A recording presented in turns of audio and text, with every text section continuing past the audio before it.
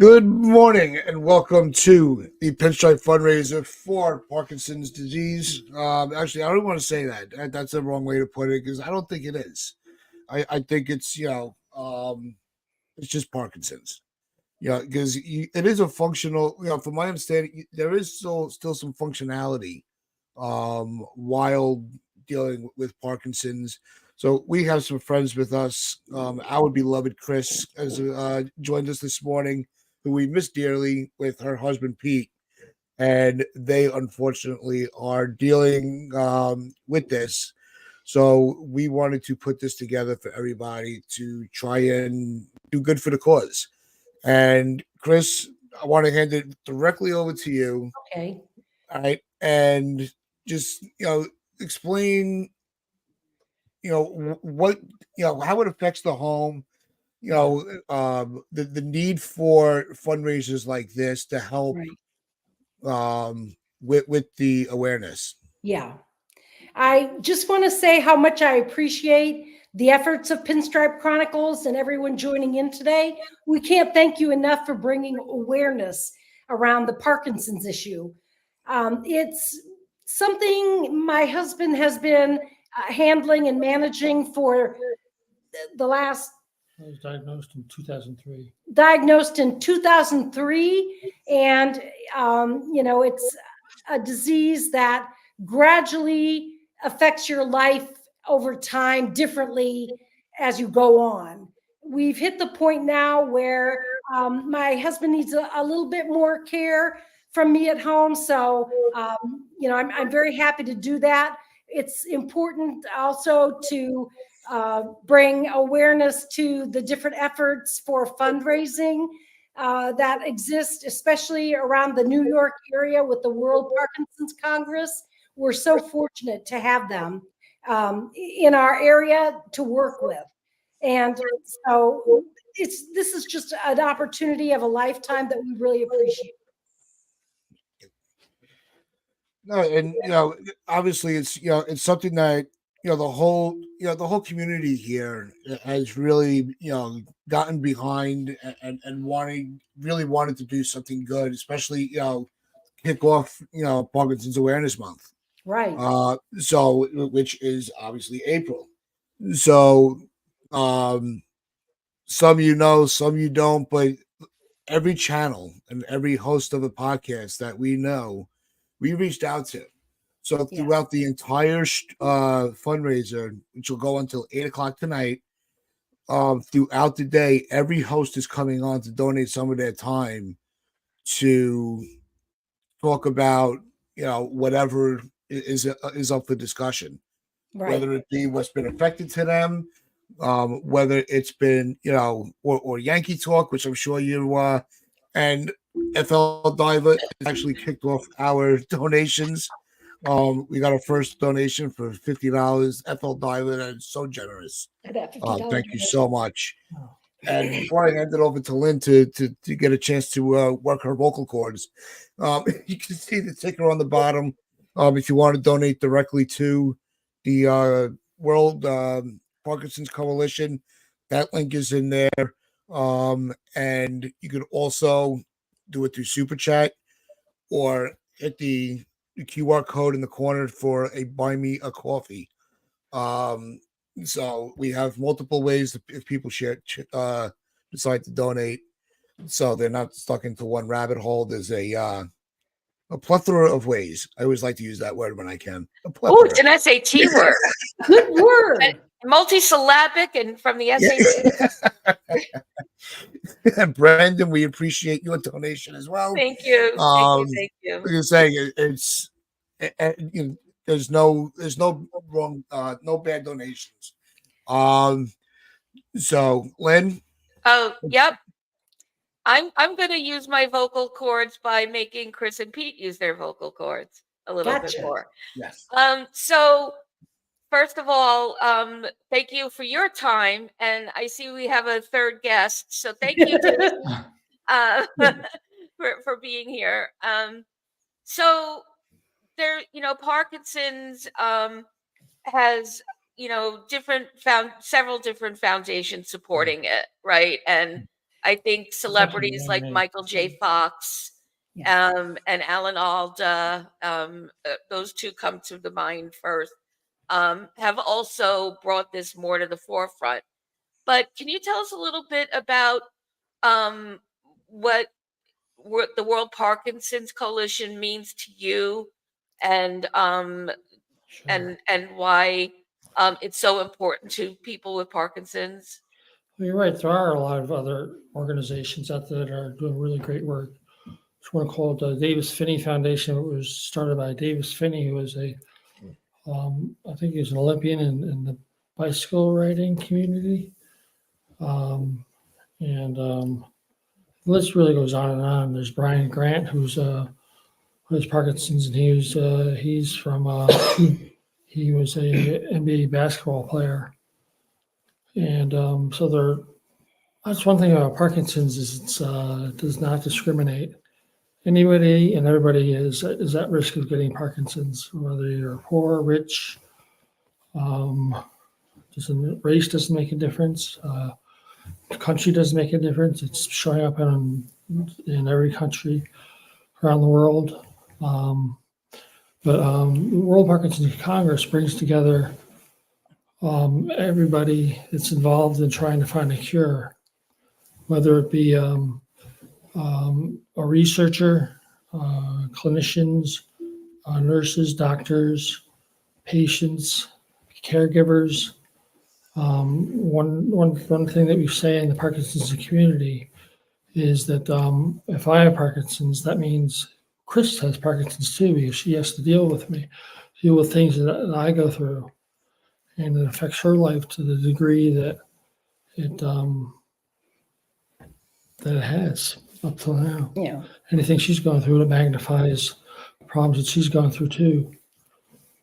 So I really can't say enough about World Parkinson's Congress, and that's not to say that the other organizations that I mentioned are not well-deserved organizations. It's just the World Parkinson's Congress is really a very unique organization that I think deserves some recognition for what they do. Right. And Coalition says it all about one of the reasons it's most unique is because you form this circle of, this network. And Chris, you mentioned that that your local coalition. So it is more than just the every 3-year worldwide Congress that meets. What happens at the local level for Pete and you that's so important to support? At the local level, when the people go to when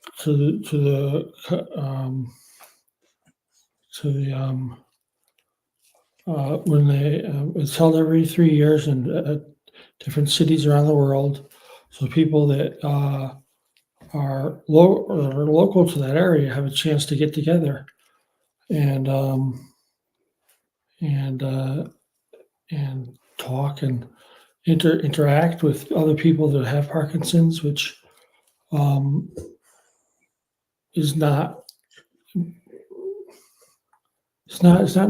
usually done with other organizations. Right. The having the ability to be with other people, you feel like you're with your family. People, it's just really lifts a lot of burden off the people that are suffering from Parkinson's to know that being with other people that understand, or everybody has different symptoms.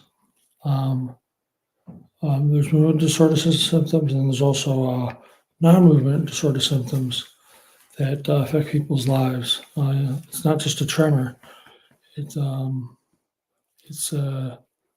related to it's caused by lack of dopamine in the brain, which is a neurotransmitter, which affects muscle reaction, because any kind of muscle movement that you make requires requires a dopamine signal to be transmitted from the brain to the muscle system. So anything that is neuromuscular in the system is affected. That includes the heart, includes the lungs, includes the circulatory system. It includes the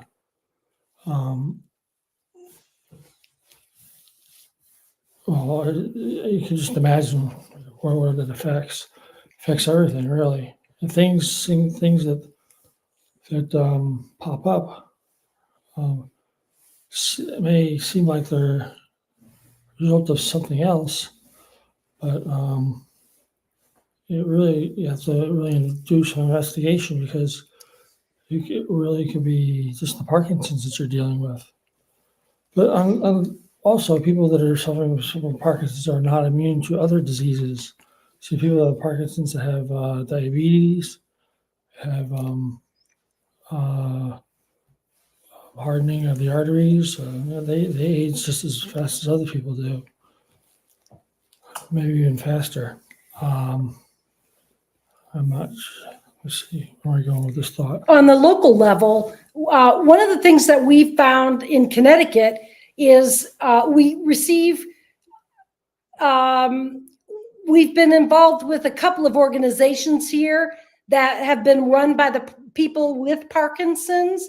And one of the things that we've had happen is the groups disband after a certain time because, watch out. There you go. Whoops. Sorry about that. Daisy decided to weigh in on that. Getting support at the local level has turned out to be a little tricky because the people who have Parkinson's run the organizations. And in the last probably 4 or 5 years, the organizations that Pete's been involved with have kind of fallen apart because the people who run them get too sick to do it. So we really rely on the World Parkinson's Congress to be out there and provide support and information and resources because for us, and it's kind of hard to get access to those in our local community. Right. Yeah. Right. So World Parkinson's Coalition, we can't say enough about the resources they provide. Yeah, no, And coming up in April, they do a walk in Central Park to raise money. So maybe people, can be aware of that too. That's coming up, I think, April 28th at the end of the month. Oh, okay. We'll make sure to put that on our pages on Twitter. They have a walk that they've done for how many years? Probably last 20 years to raise funds and awareness. And again, they bring together a lot of resources at that event, and it's well attended. And we've in the past gotten groups together to go down and walk and raise funds, and it's been a lot of fun. So, there's along with the Congress, they do other things. That's awesome. Yeah. See, that was always something that I was curious about was, on the local level, because sometimes you get that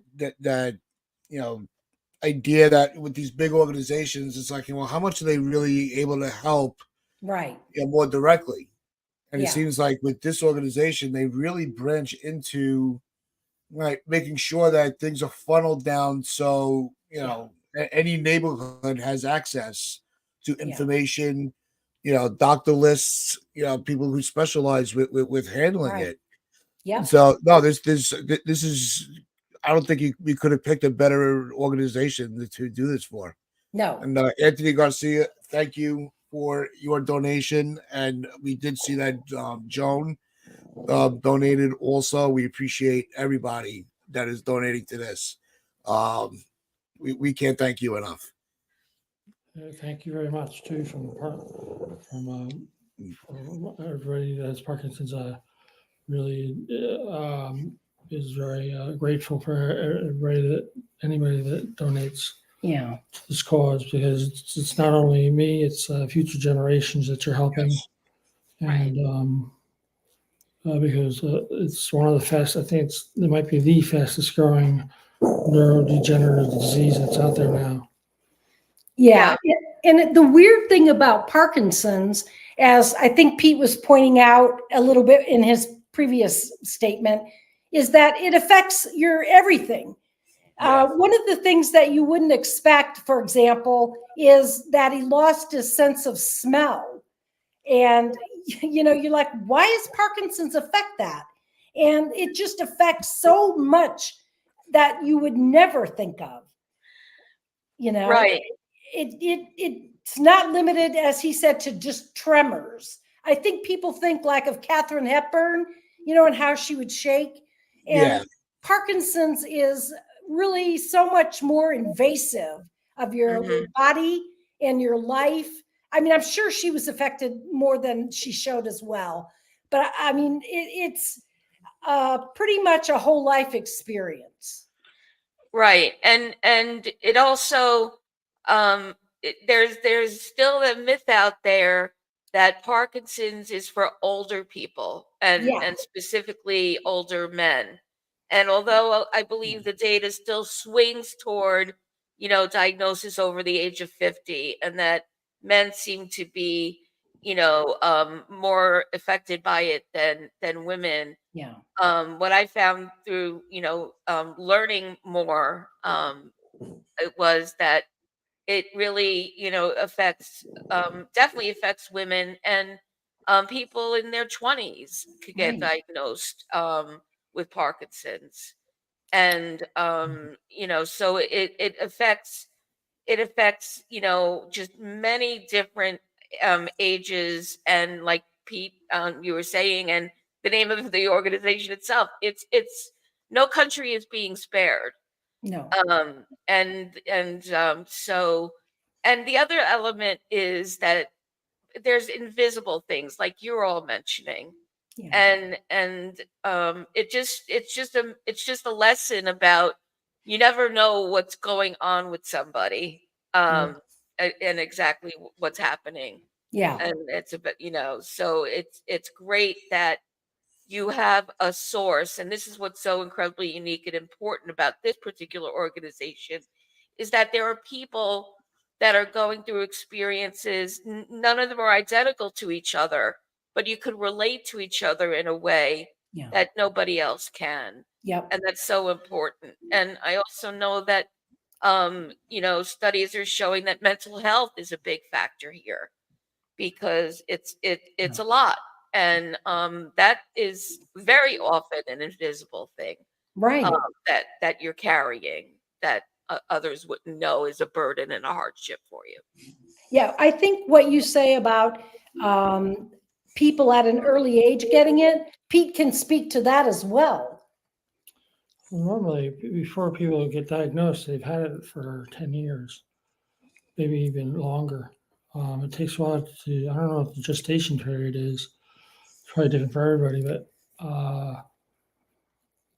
I have what's called young onset Parkinson's disease. I was diagnosed when I was in my early 40s, but I could trace it back further than that, to just really strange things that started occurring with my movements.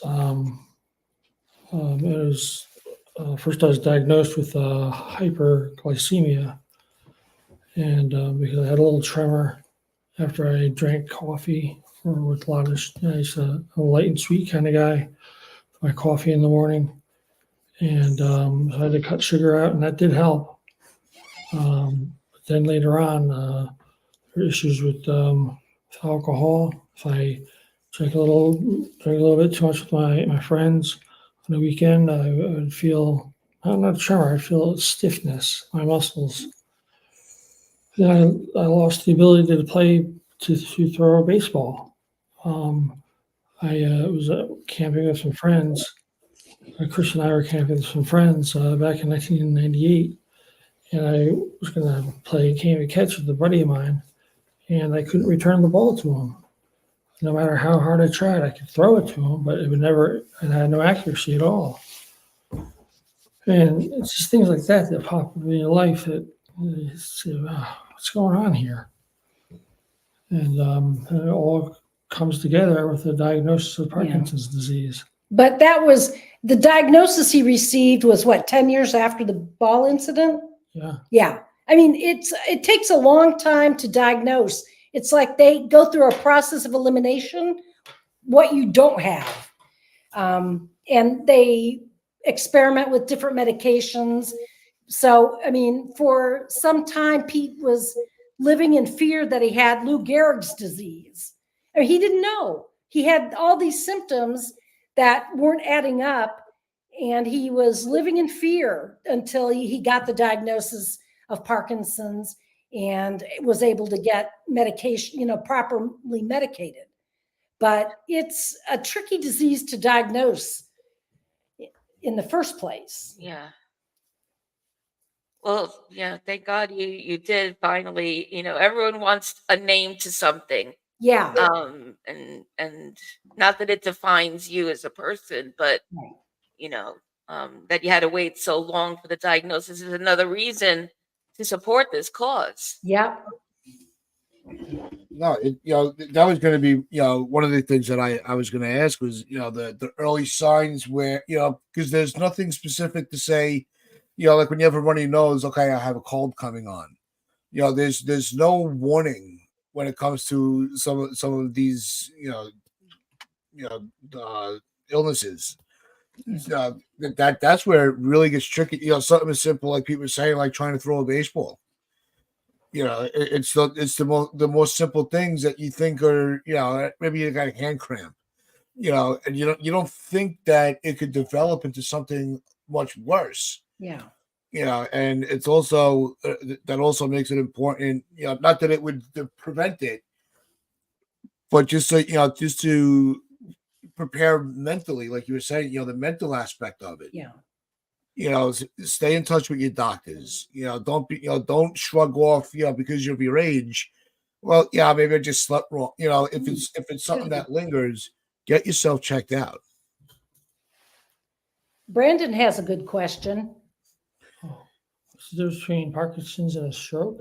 Yeah. Yes. Well, Parkinson's is a chronic disease. Stroke is it's caused by other things.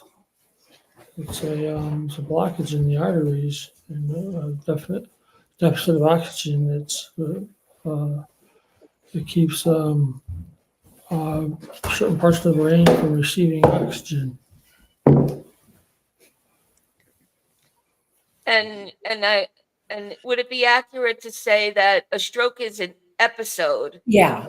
Whereas Parkinson's being a chronic condition Yes. and a progressive Yes. condition, makes it, not that having a stroke isn't a journey of its own, but a stroke happens and then it's over. And yes, there are some often serious consequences and impacts, but this is 24 hours a day, every day. Yep.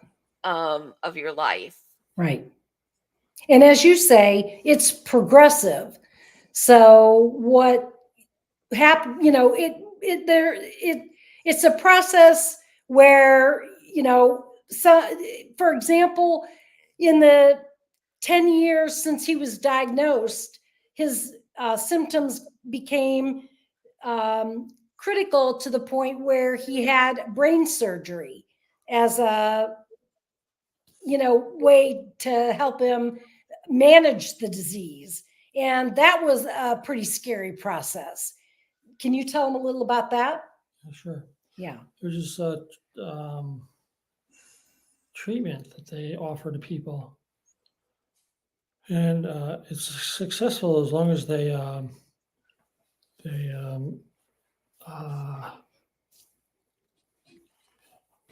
a lot of evaluation that needs to be done because not everybody is eligible for the surgery. And what it is, it's called deep brain stimulation. And what they do is there's two targets. There's one that is called the subthalamic nucleus, and there's another called the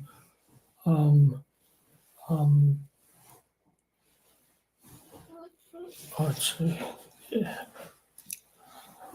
symptomatic nucleus and the globus pallidus. That's it. And the mine was a globus pallidus. My symptoms were more of dyskinesia, which are uncontrollable muscle movements, and also dystonia, which dystonia is a disease unto itself as well. But it's people with Parkinson's will experience symptoms of dystonia where it's uncontrollable muscle contractions. So like you'll feel if you're walking down the road, you could be walking down the road leaning to one side. And muscle stiffness is another issue. With the deep brain stimulation,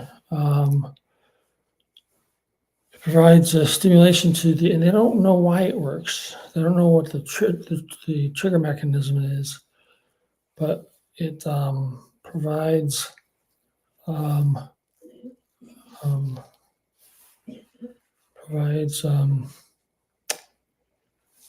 stimulation to the brain of a certain frequency. You have a battery implanted in your chest, and then leads running up into the back of your head, and probes get installed into your brain. Yeah. Now that was weird. They sink the probes into your brain. So, Wow. I'm telling you, that surgery scared me to death. And I it wasn't me, why. it was him. Well, I understand why. Yeah. Yeah.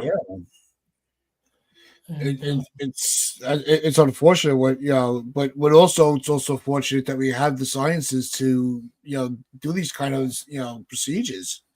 But yeah, that's scary as heck. Yeah. But it provided relief for It some did help. relief.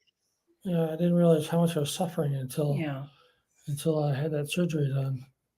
Wow.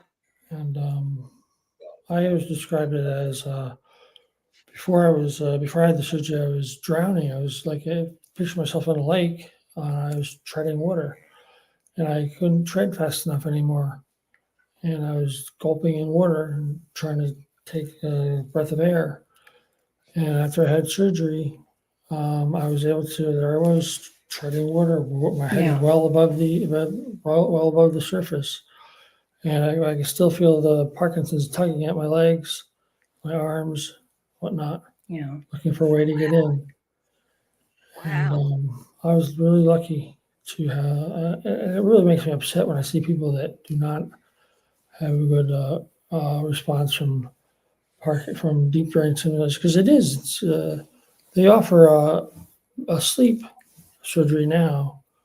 We're able to use a MRI imaging machine to place the probes properly. I had mine was awake. I had to be awake during the surgery, so I heard the drilling into my skull. Yeah. I heard them picking the bone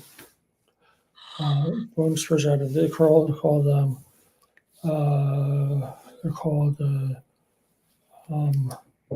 about the size of a dime. Those are, and then once they get the probes placed, mine was being globus pallidus. The optic nerve is just below the globus pallidus, so they push through the probe a little bit further, and they shine a flashlight in my eyes, and they're able to get a signal back through the probe that's in the optic nerve to tell if it's stimulating the probe, and if it is, then they're pretty sure that it's in the right place. Yeah. And they pull it back and they secure the probe. So It was unbelievable. And it runs down his neck and into a battery pack implanted in his chest. Wow. And we've had 2 surgeries since he had the brain stimulation to replace the battery. That's what I was wondering, because I was already thinking that the fact that you have this in your body, affects other what we would consider normal procedures and ways of life, right? Like an airport experience would be different because you can't go through the typical detectors, probably, and MRIs and that sort of Yeah. thing. Yeah. My husband has a cochlear implant, so he has metal also installed in his brain, though. And so I'm guessing that's sort of similar, right? So it's another thing that is, maybe not the biggest burdens, but the simplest things we can't take for granted. No. And it's just so wonderful to hear that it's helping you. And like you said, Pete, that at the beginning, I think I heard you say that they're not sure why this works, Yeah. but it's working, but just not for everybody. Which Right. again points to how important research is. Like we know Right. it works, but not for everybody Yeah. yet. And it's sort of like a trial of faith to go with it and see what happens. You didn't know what the outcome would be. You had no guarantee. Thank God you had the right outcome. Yeah, because we have friends who have also had this surgery who didn't have good outcomes. So it's a risky surgery that doesn't work for everyone, but when it works, it gives you about 10 years. It's not like a cure. But he was able to take less medication. His symptoms progressed a bit more slowly. Now that we're out some years from it, he's starting to experience again symptoms because it's not a cure. And Right. yeah, it doesn't grow as the symptoms grow. So Right. naturally, he's developing symptoms now that, aren't responsive or stuff like that. So while the technology and, medicine is growing, the need for research is so important because there's millions and millions of Parkinson's patients who can't have this surgery to get even the relief that Pete's gotten. Mostly because it's a boutique disease. Everyone who has Parkinson's has a different version of it. Mm. Nobody has the same Parkinson's as someone else. Yeah. No, I've known a few people that have had it. So yeah, and each one I didn't even know who had it, but I was younger at the time. A father's friend of mine, George Miley, that he was a great guy, and more recently, a coworker's brother, Andrew Jameson, Yeah. these people there, you know, you just see the change in them. Some are less obvious than others. Yeah. Like we were alluding to earlier, with you don't know that one little symptom you think is something so minuscule, Yeah. and it just snowballs. Yeah. But lucky enough, that's not really a word to use for it, but you know, um, at least they have the medical advances Yeah. that can just ease the mindset of Yeah. the patient. Yeah. But if you do, and everybody, real little side note, everybody in the chat, we appreciate everybody. A lot of them are from our Yankee community, and no, we are not talking Yankees yet, but we do appreciate you guys that have been with us since we started. For the last half hour, it is not going unnoticed. But Yeah. if you do know somebody that has battled Parkinson's and you would like their name shouted out, just drop it in the chat. We will recognize everybody who wants some recognition.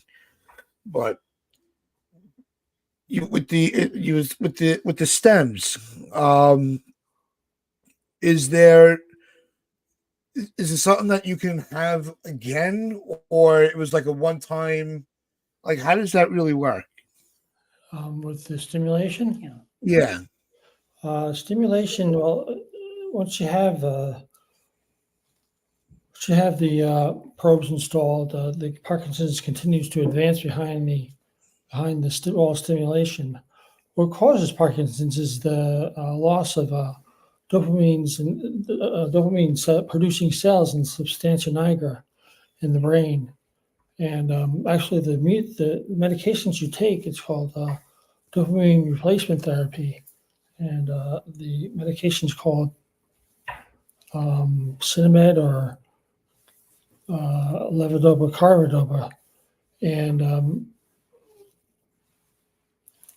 it's artificial dopamine, but it still needs to be still needs cells in the substantia nigra to convert this into actual dopamine. So as the disease progresses, you have less and less of these dopamine producing cells in the substantia nigra, and therefore you get less of the medication, less dopamine from the medication. So over time, it becomes you take more and more medication. It gives you side effects from the medication. Yeah. And they're developing all kinds of medications for people because of the of everybody's different symptoms. So they have artificial dopamine. Well, that's levodopa carbidopa, but they have a medication that's the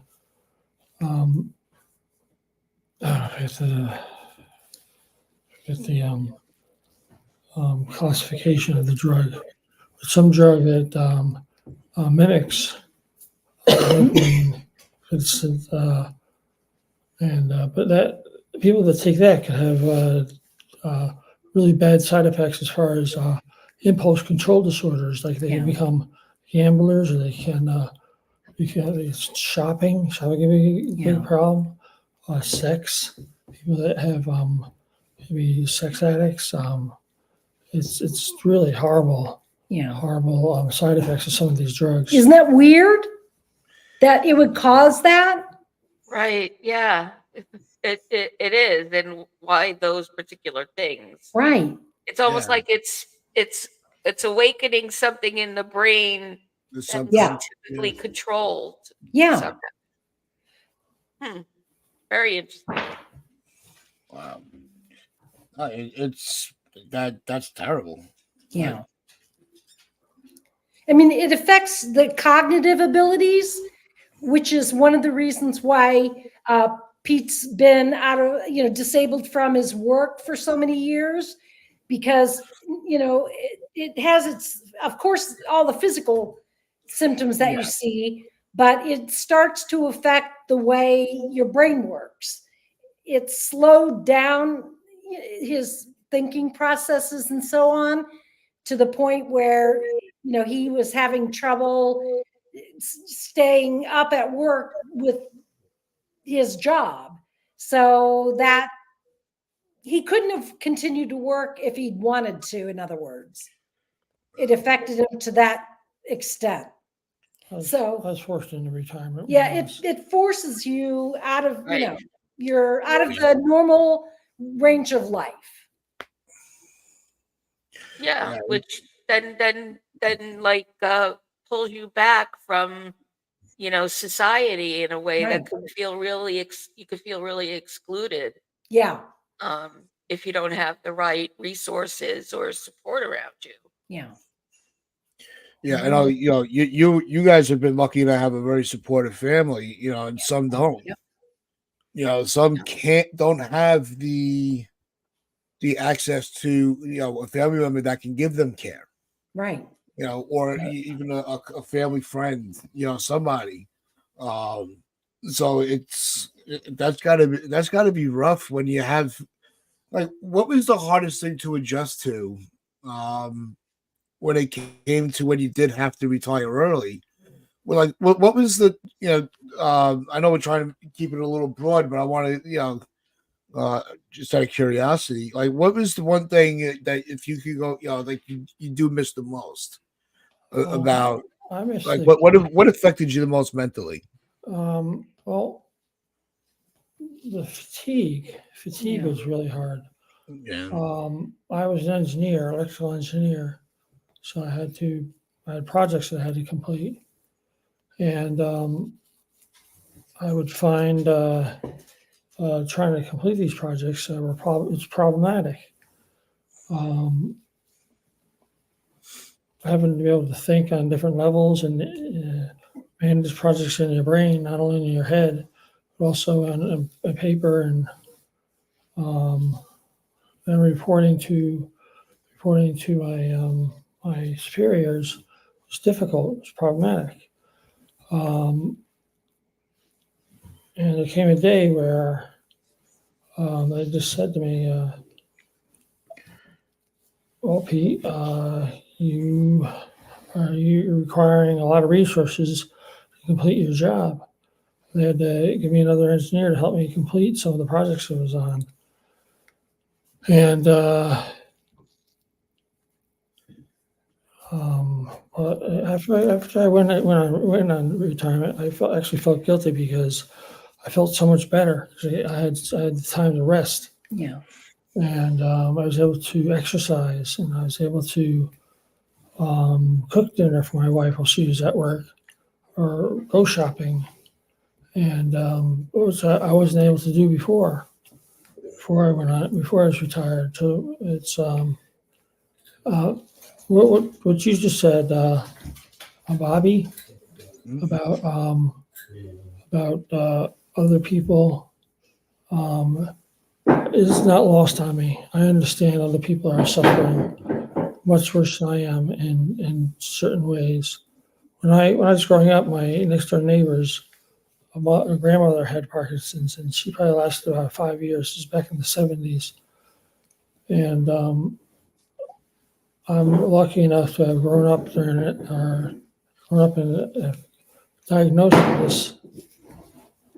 with this disease in an era where there is the internet. I'm able to communicate with people around the world that have Parkinson's. When you go to the World Parkinson's Congress, you meet people from all over the world. I got friends in Belgium. I got friends in Iceland. I got friends in England, Australia, all that have Parkinson's, and it's one thing that keeps us together. And, Are there processes to help with the cognitive aspect? yeah, well, they say that there's drugs to help with the cognitive aspect of or there's something called a psychiatrist, somebody that studies medication and how it affects people that have dementia, because one of the more nasty sides of Parkinson's is dementia, Yeah. which people can develop at later stages of the disease. Not everybody will get it, but some people get it. And so I'm not aware of the names of these drugs. But if you know somebody that has a problem with cognitive issues, you can get in touch with organizations like the Parkinson's Foundation in New York City. Actually, probably even like Michael J. Fox, Brian Grant, um,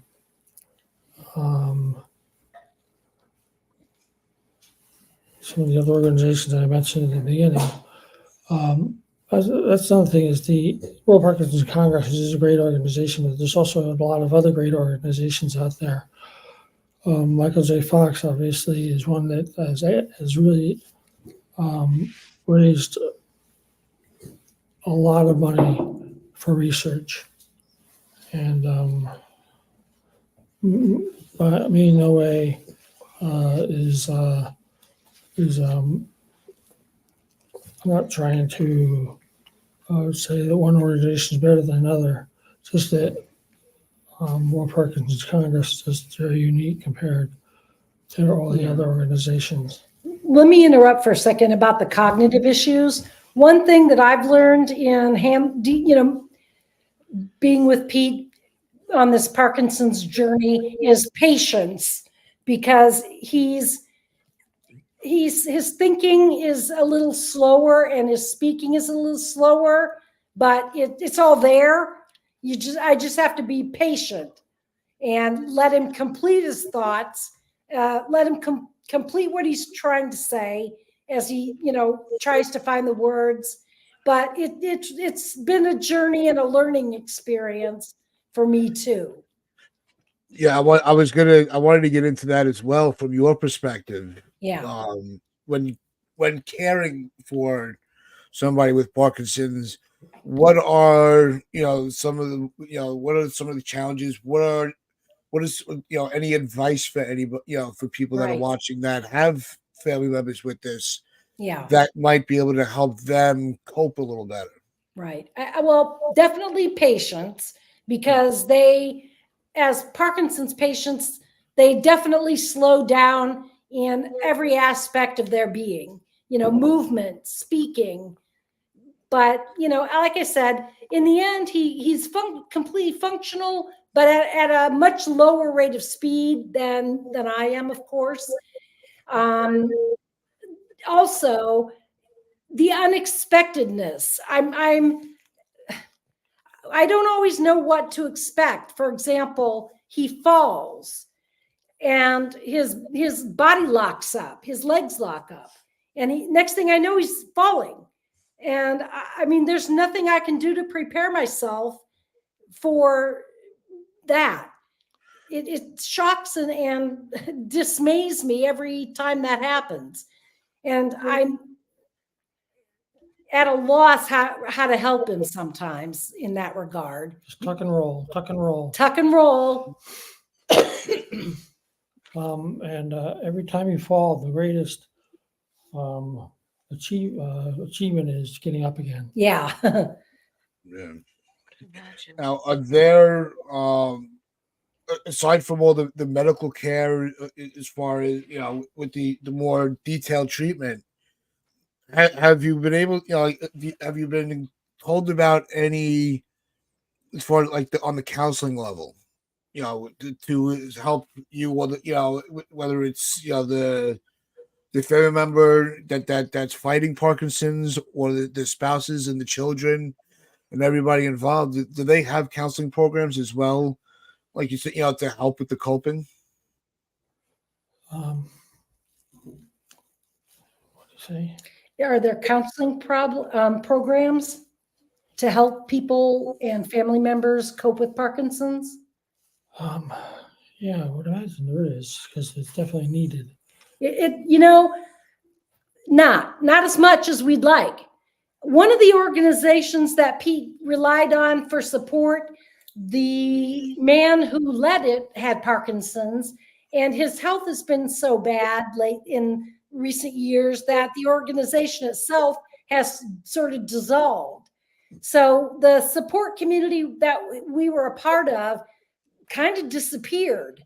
So we don't really have support, outside of the doctors right now.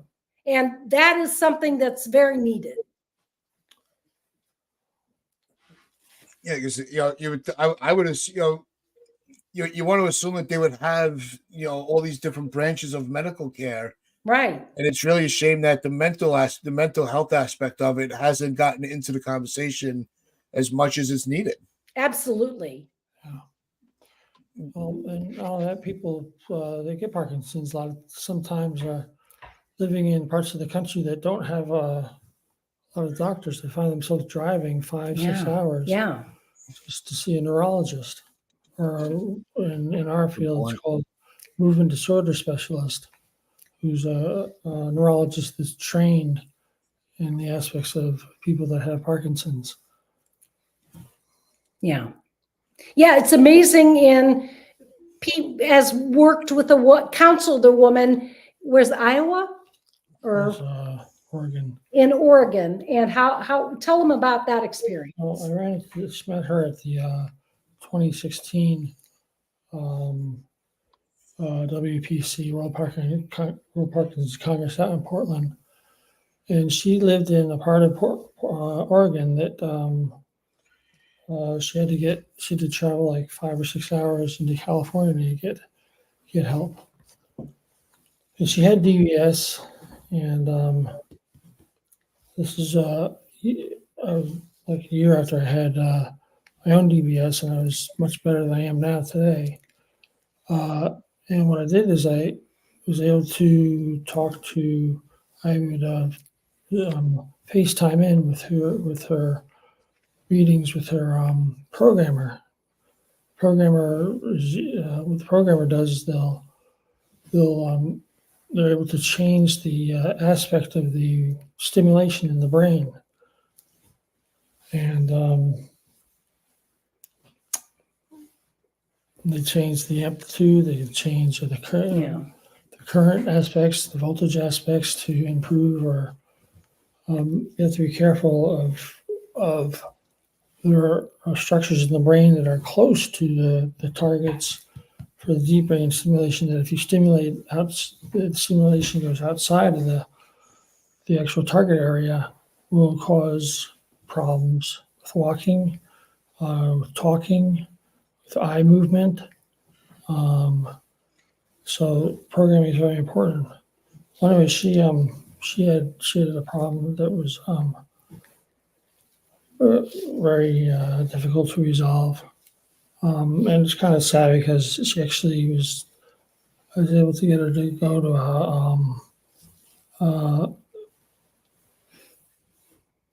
I was able to get her to go to the University of California in San Francisco, and they were able to determine that she didn't have Parkinson's disease. She had something called MS, mass multiple system atrophy, MSA, and but there are other diseases that mimic Parkinson's. So she had like the brain surgery, and she didn't even have Parkinson's. And that's how difficult it is to diagnose and treat even it's to me, that's an unbelievable story. Wow. To go through all that, and they had Actually, to have something else. That's so unfair. I don't even know. I don't even know how to put that to words. Well, actually, Linda Ronstadt had Parkinson's. At least they thought she did, and years later they found out that she has supranuclear palsy, which is a disease that mimics Parkinson's. So she actually doesn't have Parkinson's. Which is why it's so difficult to diagnose this, and it's this whole process of elimination. And some doctors might be too hasty and not eliminate enough, and just decide that that's what it is. Yeah. I mean, it's been, I'm sorry. No, go ahead, Pete. I guess that brings up a very good point about Parkinson's, is that there's no biomarker. Meaning you can't take a blood test and to determine your Parkinson's. It's all about evaluation and examination of the person's actions, and then it's a educated guess. The only way you can really tell if you have Parkinson's is with a postmortem, about looking at the brain to see if the substantia nigra is a different color than somebody that has a normal brain. So it's because there is no biomarker, there is the possibility of other diseases coming into being available to to mimic Parkinson's disease. What one of the weird things that we're dealing with right now is blood pressure, and Parkinson's is affecting his blood pressure, and that surprised me. Why would it affect? I mean, there's just it doesn't. There's no area of your body that is untouched. I'm gonna say it seems like I noticed someone. I think FL Diver asked a question about cardiac. Do you feel like you're at risk for cardiac problems? I felt that way. I was having issues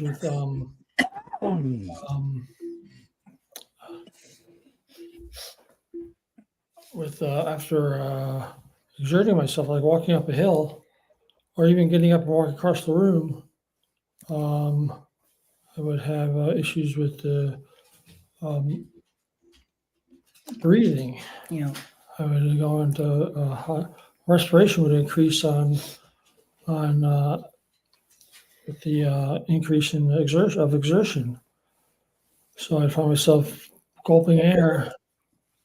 So I felt like I was suffocating, and I guess what it turned out to be was just low blood pressure. Yeah. My blood pressure was, I'd stand up and it would be 40 points lower than it was when I was sitting down. Yeah. So getting right, there's medication I have to take for my blood pressure now. Medication for my stomach acids, because prior to that I was having issues with swallowing. Swallowing. I was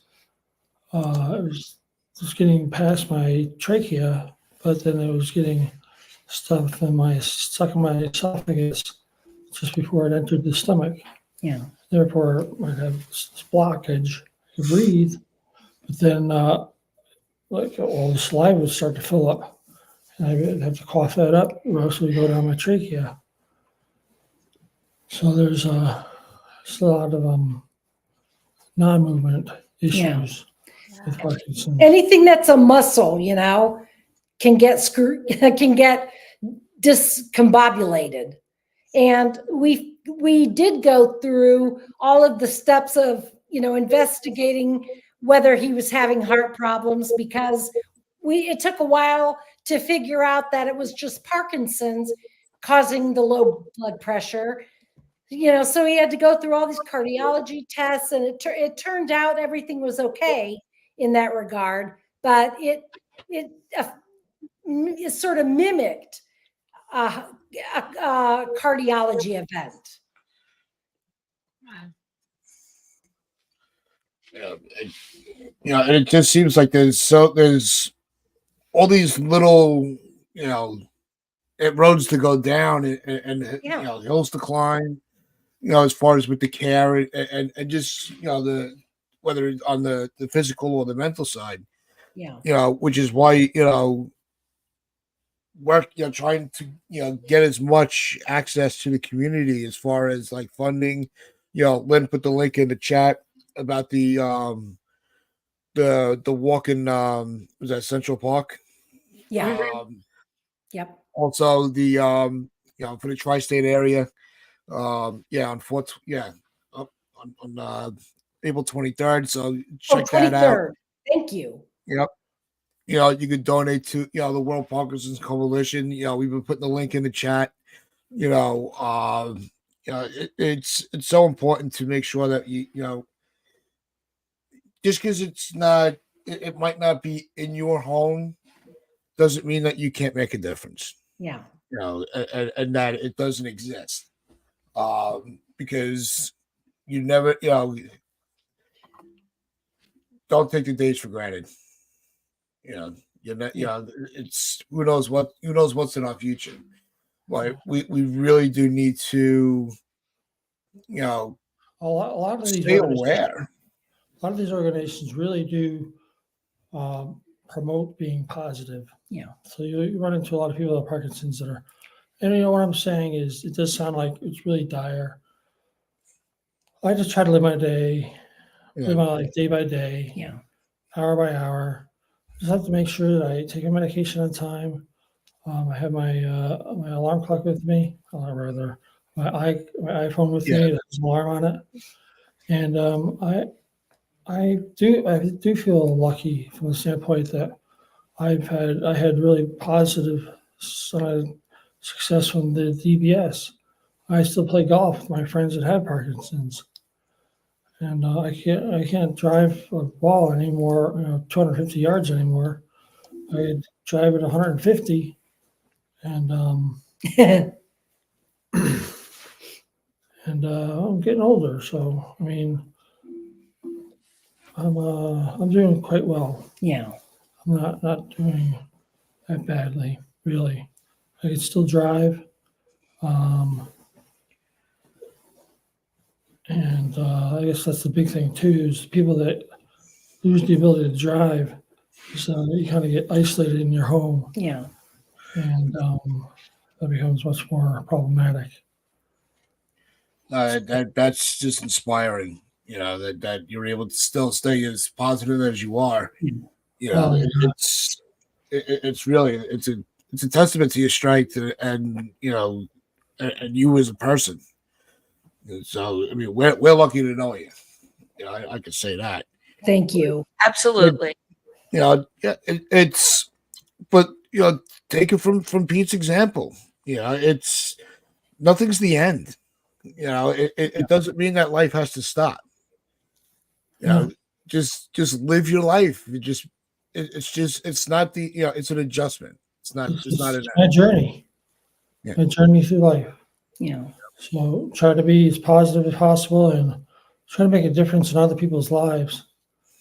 Um, uh, we've gotten to a point in our lives where people in our family and friends, in our circles, where people are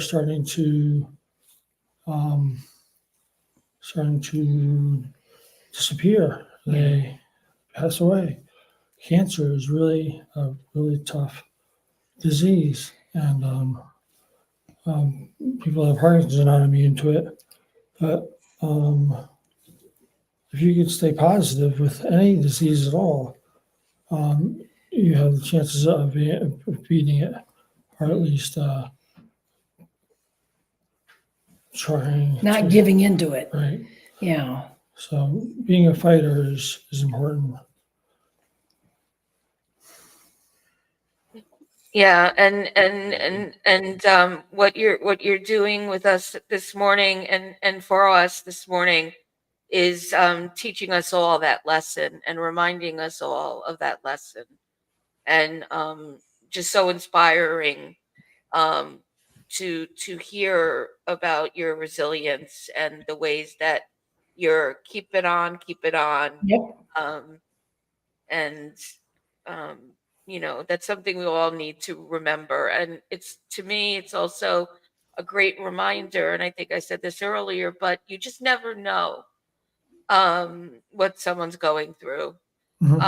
Sometimes, very often, actually, it's invisible, and Yeah. sometimes it's visible. But Yeah. even when it's visible, like Pete, I would imagine something you've had to deal with are people giving you a second look when you're Yeah. walking through a store or Oh, standing in line, yeah. and perhaps making rash judgments, or or highlighting in you in a way where you would not prefer, Yeah. and that has to carry a weight too. So Yeah. it's Well, just I even get that with see my neurologist. Some days will be in a terrible mood, and other days will be in a great mood. I have to step back and say to myself, well, he's a neurologist. He's a human being. He has good yes, days, yeah, bad days too. And right. I hear people, I talk to the Parkinson's community. Yeah, I had saw that doctor too. He's a jerk. It's like, well, you got to give him a break because he's human too. he's dealing with the same kind of stresses that everybody else does. You never know what's going on with his family Right. or what's going on in his life. Right. So that's so true. Give somebody the benefit of the doubt. If, Yeah. Yeah. Right. Yeah, it's and we appreciate you giving us your time, to share your story, to give some insight to the family effects of it, your Yeah. personal Well, effects, I'm a Yankee fan. and how to reach out and actually get Wait, the say proper that again. funding. Say that again, Pete. I've been a Yankee fan since first Yankee game I went to was 1968 in Yankee Stadium. This is when I still had the poles up. And I remember saying to my dad, "Well, where's this? How come there's no backstop?" He says, "They're just too good." And remember, I got bored probably in the fifth inning. He said, "Why don't we? Where do we go?" I said, "Well," he'd say to me, "Well, just warm it up. Just warm it up." Really? Just warming up? I've been warming up for a long time. And I was in high school when uh, Scott Brocious, not Scott Brocious, um,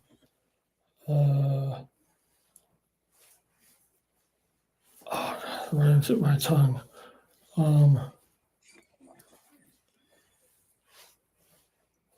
Guys from the 70s. Can't think of it right now. Oh my God.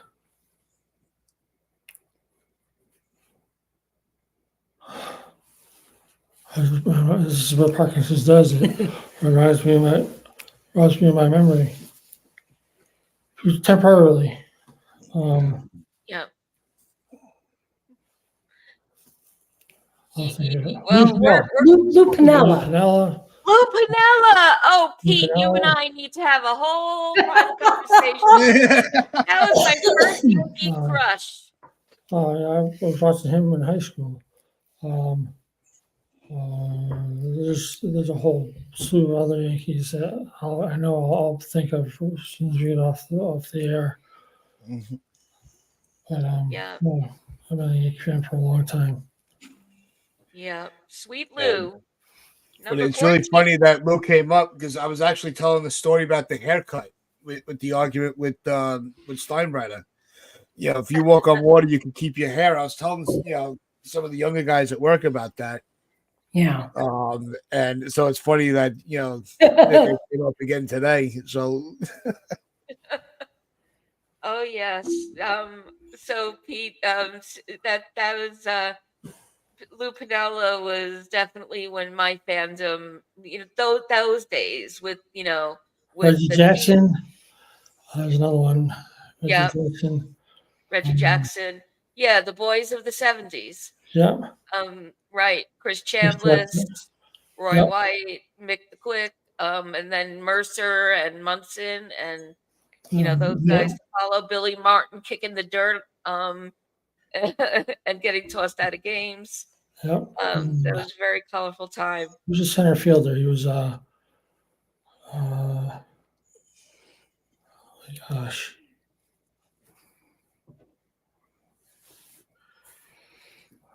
Let's go back over my notes. Yeah.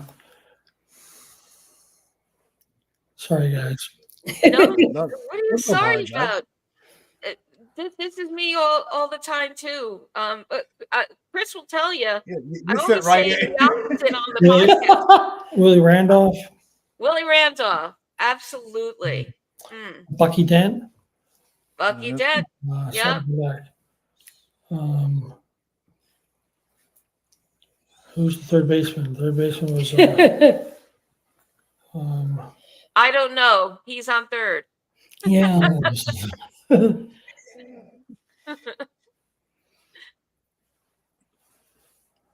Are you thinking about Greg Nettles? Yes, Greg Nettles. That's it. I was Yeah. so it sealed my fate as being a Yankee fan. Yeah. You even converted Chris then, because Chris We wasn't a did. Yankee fan. Yeah. So we really have you to thank. Well, we started dating around the time of the '90s when they, and actually it was 1994 Yeah. when they went to the World Series and beat the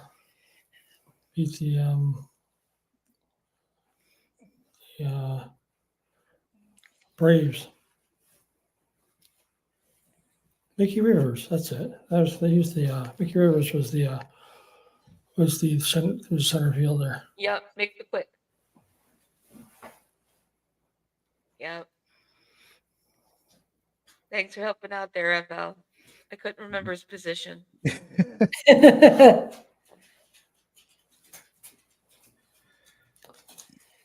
Oh, No, when you look back and you think of all the players, it really, sometimes it's how does that, and I want to tie this in, but like when you start trying to reminisce, Yeah.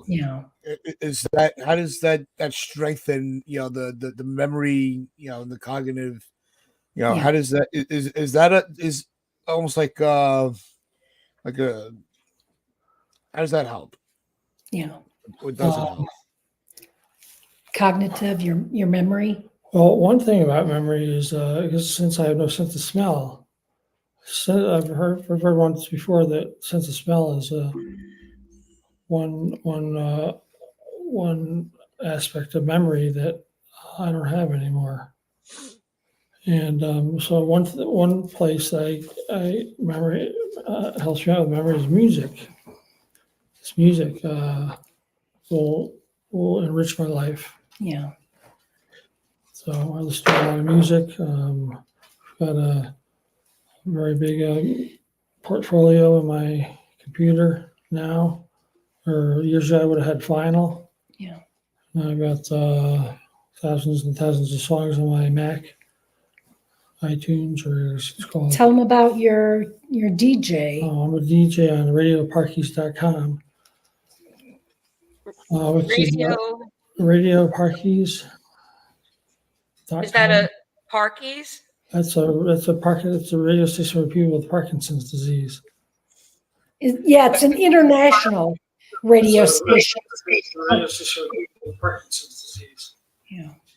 Yeah, it's an international. Oh, that's It amazing. started in Belgium in 2010. And I got introduced to my friend from Australia who was a DJ, and she asked me if I wanted to become a DJ. So I've been doing it since 2015. I interviewed Linda Ronstadt, and she had everybody thought she had Parkinson's, and she's by far my most famous interviewee. And I've interviewed many people since then. So I play a lot of music. And Pete, that's such another great listen, example. Hold on, because I got to step away for a few minutes. But Pete, thank you so much for coming and kicking this off with sharing your story. So Donald will be joining in right now, and good morning, Donald. Good morning, guys. How are you? But Pete, I'll be in touch with you and Chris throughout, and you stay strong. Thank you. Thank you for the opportunity. Yeah, we really do appreciate you sharing so much of your personal experiences, and just want to say that last story you told is for everyone listening now and later is another unique facet of the World Parkinson Coalition, because who would know that they have their own international radio station? Well, it's believe it or not, the radio station is independent. Oh, okay. Yeah. All right. It was started by a gentleman in Belgium. And that's really the great thing about the coalition is that when Pete goes to the congresses, in the different cities. He's able to meet the people that internationally, to get involved with these different projects. So, Right. the last time they had a Congress in Oregon, the radio parkies set up and broadcast from the Congress. So the DJs were all able to meet one another. Like he said, one's in Australia, Belgium, France, where else? Iceland. So they all Wow. came together at the Congress and were able to meet. That's why we really appreciate that organization. And Chris, you might recognize who joined us while you Donald, stepped away. it's great to see you. Good to see you too. Thank you. Thank you again for, helping bring awareness to Parkinson's. Well, a lot of the thanks needs to go to Lynn and Tats. They really have driven this thing. It's quite incredible with the work that they've done behind the scenes to make this thing work. So shout out to Lynn and Tats for sure. Teamwork makes the dream work. It's Yeah. all of us, Donald. You're doing your part today as well. So Chris and Pete, I feel like we've heard so much, we've learned so much. Is there anything else you wanna share, a story you wanna tell? Well, I think one thing would be if anyone listening would like to reach out to us, we would we'd love it. Pete's a great resource for other Parkinson's sufferers. So if anyone would like to reach out to him, he would, be grateful and respond. We really love it. That's amazing. Thank you. That's so generous of you. So maybe you could send me a message, Chris, with those Okay. details, and we'll add it to the comments for the rest of the day. Okay. We'll keep putting it in the chat. I have a little list on the side here. My Google Docs of links and things that I'll just keep copying and pasting throughout the day. That's just extraordinarily gracious of you. Yeah. So you're providing a unique resource that way. Pete's amazing in that he's able to, because he's a sufferer himself, he's able to reach out to people. And I mean, a lot of times friends out in the community will say, gee, my mom has Parkinson's. Do you mind if I give her your phone number? Just to make a connection. And he's done that over the years and really made it, I think, a difference for people. That's awesome. That's just as powerful as research and clinicians and doctors is having those people that really get it. Reaching out and supporting you. And even though Pete, talked a lot about how it looks different per person, it's still it's still a bond that is unique to those that have it. So that's and say, Pete, you're very, very brave for coming on, man, and living this situation. But when did you originally get diagnosed? 2003. 2003. Okay. Yeah. All right. So you're just taking it day by day. Yeah, that's what I do. Well, he had the symptoms for about 10 years before he was diagnosed. Right. But with Parkinson's, as we were discussing a little earlier, it takes a long time to diagnose because there's no biomarkers and you can't do a blood test. There's no one. In fact, he was telling about some Parkinson's patients who have been misdiagnosed with Parkinson's, who turned out actually to have other ailments. And so it's very sometimes difficult to get to a diagnosis. That's one of the challenges.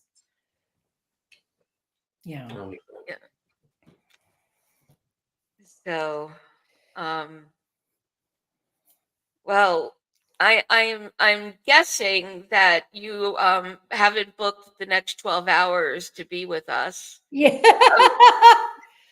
Although that would be fantastic.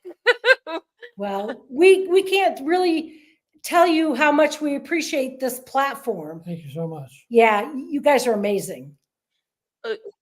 It's an absolute privilege, really, to have like the platform to have the platform, It right? is. And you know, we're here in any way, Chris. You know, stepping down doesn't mean stepping away. Right. You're still part of the Pinstripe Chronicles For family, sure. and Always. as is Pete. And so, you know, we will, you know, we'll always continue to support in the ways that we can. And our, you know, our community of followers, Right. and I want to, you know, thank everyone that's been in the chat and the donations that have already come in Yeah. our first hour, Right. are extraordinarily heartwarming Oh, and yeah. appreciated. Wow. And so I know I've learned a lot, and you know, to say it's inspiring seems really so, you know, pithy, and Yeah. I don't mean to be, but Yeah. it's really important and inspiring to know why we're here today. And you know, Pete, for you to provide an example, and really bravely, I have to say, with what you shared, it, you know, is so powerful and appreciated. Um, For sure. and Donald, I know you haven't, you know, had an opportunity. So, you know, is there anything, you know, you're curious about, or want, you know, want people to know about, from Chris and Pete? So you know how what kind of plan have the doctors laid out? Yeah. Is there kind of a Well, That's a plan? good question. I'm on a medication regimen that I stick to. Okay. It's called having dopaminergic tone. Yeah. It's about having medication in your system all the time. Does it alleviate some of the symptoms, or Well, it allows me to have a life, Yeah. right? That's good. allows me to function, allows me to get up and walk across the room, allows me. Everybody has. I mentioned before that everybody has different I'll get her. different issues with their Parkinson's. Or mine at first were um, small motor movements, small motor control my hands. Yeah. That's one reason I couldn't throw a baseball anymore. And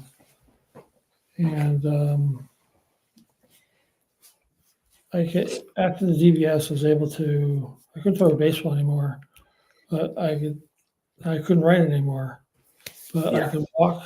I could drive. I could do large motor things like turn a steering wheel or Yeah.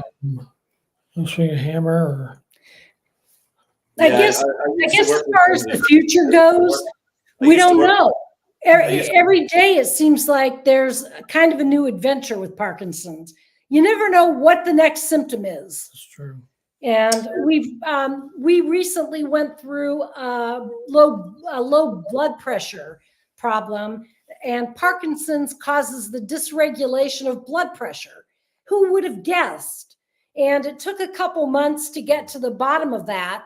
And now he's got proper medication for his blood pressure, but we don't know what's around the corner, what the next crisis is going to be, you know, because it is a degenerative disease. So Yeah. there's nothing we can do to stop it. We just manage it as we go along and try to stay positive all the time. Yeah, I used to work with somebody that's Parkinson's. Good, really nice person. Unfortunately, he you know, his body would shake all day. Yeah. But he does live a full life. You know, he works in the garden and does his thing. So it's important to live as full life as possible. Yep. Yeah. The outdoors, enjoy God's gift of the outdoors, and do your little thing, and just try and stay positive. Yep. Trying to build more neural pathways. Yeah. Yeah, In the brain. absolutely. So being creative is important. Trying to be creative. That's great to hear. I can see you got a little doggy over there. Yeah. Yeah, let's see Daisy before you leave. Daisy. Oh, She keeps us happy. oh, there she is. Hi Oh, there, give me that nose. Give me that nose. Hi there, Paul. Hi, Daisy. Remember me? Crazy lady on the other side of the screen. Yeah, she keeps us on our toes, believe me. Yeah, yeah. Yeah, and she really, gave really good input a few times during the show. So I'm glad you had her say.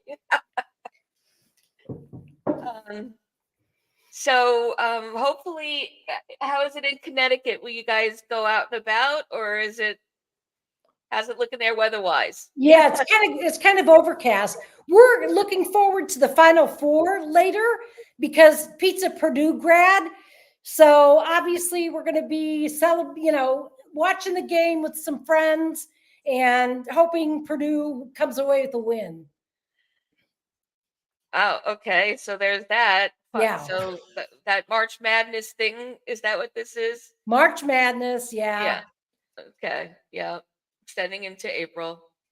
I So was hoping that what happened in Houston was going to carry on. You mean with the Yankees? Well, the chance for a perfect season is over. I know it was a good run while we had it. I want an opening day, a home opener redo. I know, me too. Yeah, I think I think that I would really love Stroman to have a chance to have that W that he really earned those first 6 innings. Yep, 100%. Yeah, He was great. but let's get it out of their system early. Yep. And, we still have some people that need to wake up for them little nappies. We need the bats to wake up today. That's exactly right. So we'll see what Toronto always makes me nervous, but Yeah. Toronto we plays them really squeaked. hard. Say that again. Toronto really plays them tough. Yeah. Oh, we've always, to me, they've always been more challenging than you would think. But maybe yesterday never happened. And we'll start again today. We still could win the series. Oh yeah. So, they haven't swept us.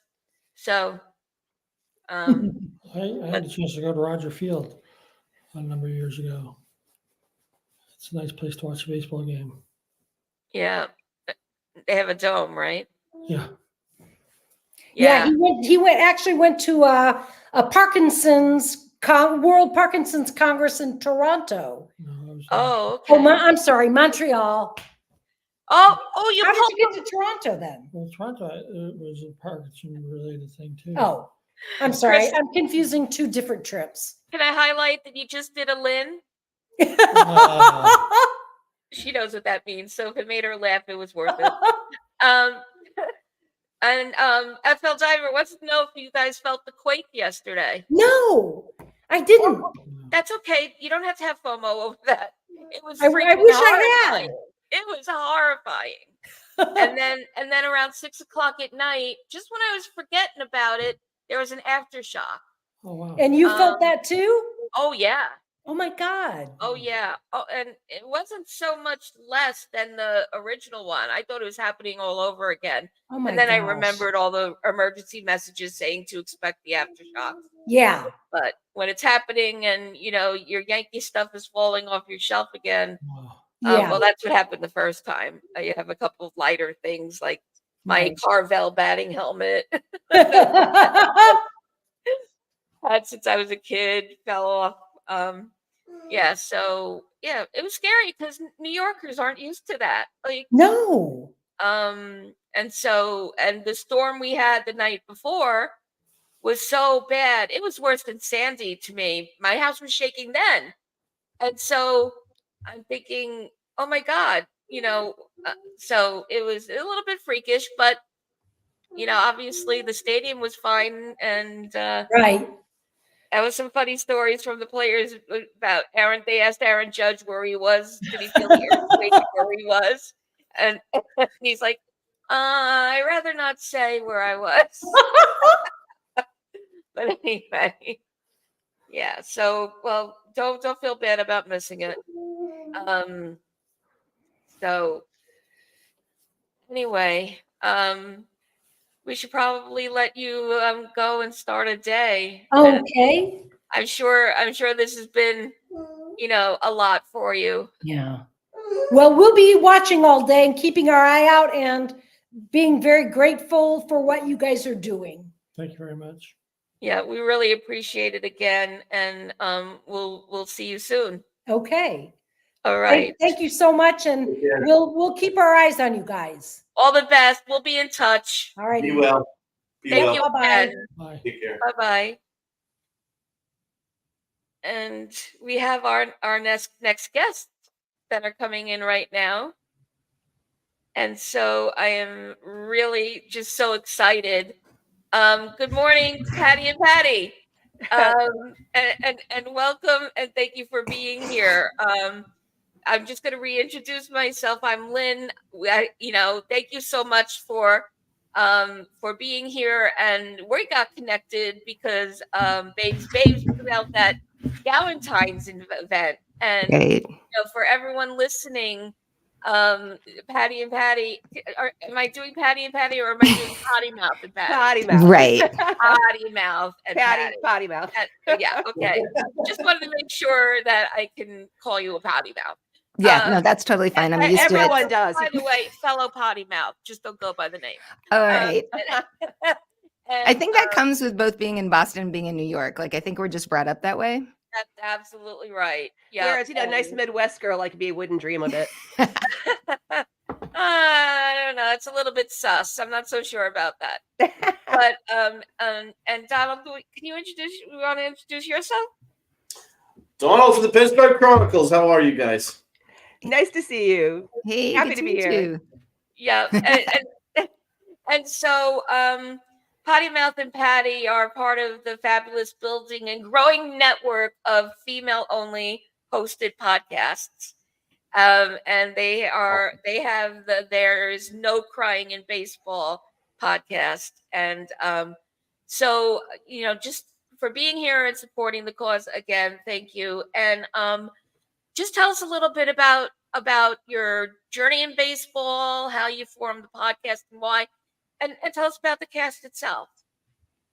All right, Patty, you're the smart one. Okay. Well, I think what she means by that is I've had one more cup of coffee than she has. So we're going to go with that. Yeah. So we just started our 8th season of No Crying in Baseball. We started during the World Series in 2017. Potty Mouth's basement with the great big projection screen is the home of all important sporting events that we view via screens. And we were there with a group, and she and I just, we yell at the screen because we have, we know better than anybody else what should be happening in the ball game, like everybody does, right? And a friend of ours was there who was starting a podcast company, and he said, you guys should have a baseball podcast. And we said, yelling at the screen during a game is very different than, presenting a well thought out, here's what we're talking about today thing. He's like, yeah, but try it anyway. So we tried it, and, many seasons later, we are still here. That's awesome. Awesome. Yeah, it's been a fun ride. Yeah, so like during the off season, we pick a player on every team. Each of us do to profile so that people can get excited about the upcoming season. And we don't take a week off. We just don't. We've had guest hosts come in and whatever, but so we've got 348 episodes. I think so. We try to get people psyched for baseball, and also we highlight, especially Potty Mouth highlights international baseball during the winter because there's always baseball somewhere. And then during the season, we have our fantasy team that we make up from the guys that we've highlighted through the off season. But we also look at baseball through the eyes of like this larger like social justice scope. We look at immigration. We look at labor issues.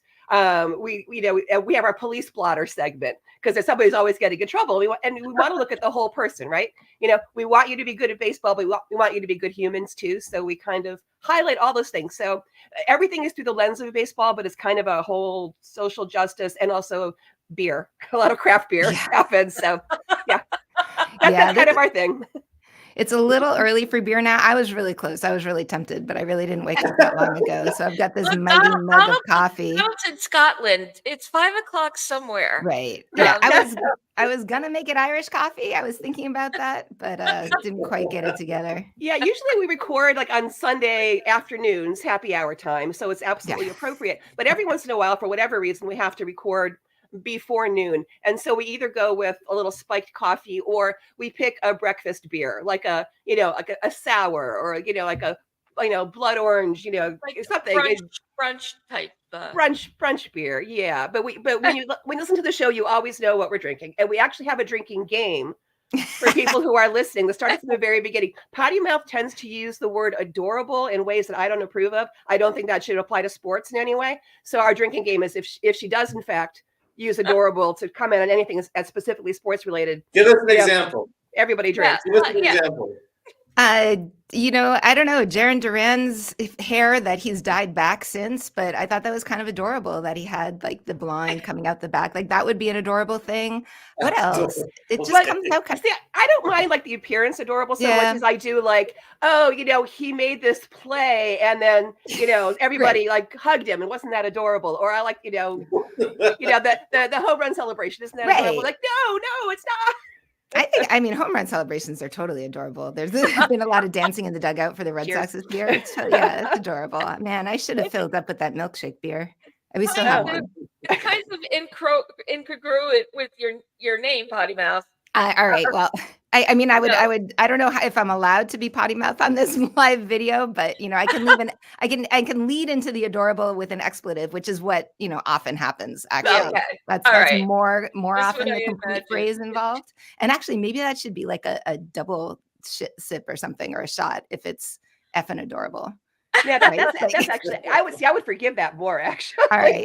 We also drop F-bombs as middle names. That's when you'll hear me swear. Right. Like if we refer to like Aroldis Chapman, we add his middle name, which begins with an F, for instance, and he deserves it.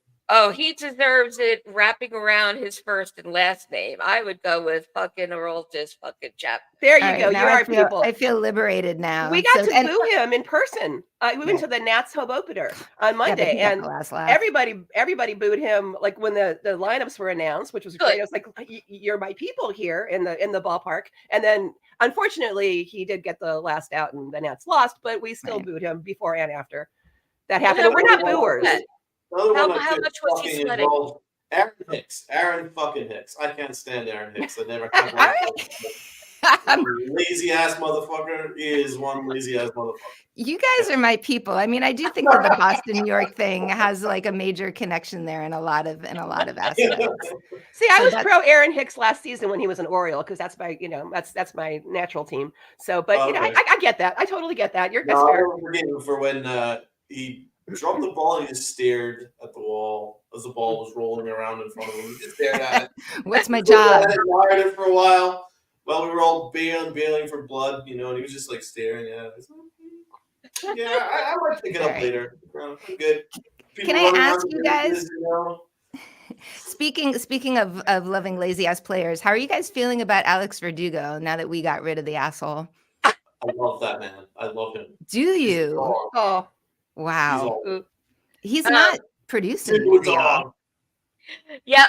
I liked him as a Red Sox. I thought he was great. His energy was great, and he was good for you guys until the last season, where he kind of didn't want to be there anymore. Yeah, I mean, he's never my favorite person because when he was in the Dodgers, I think when he was still in the minor system, he was implicated in being in the room when there was a sexual assault on a young woman and not doing anything about it. Now, this is many, many years ago.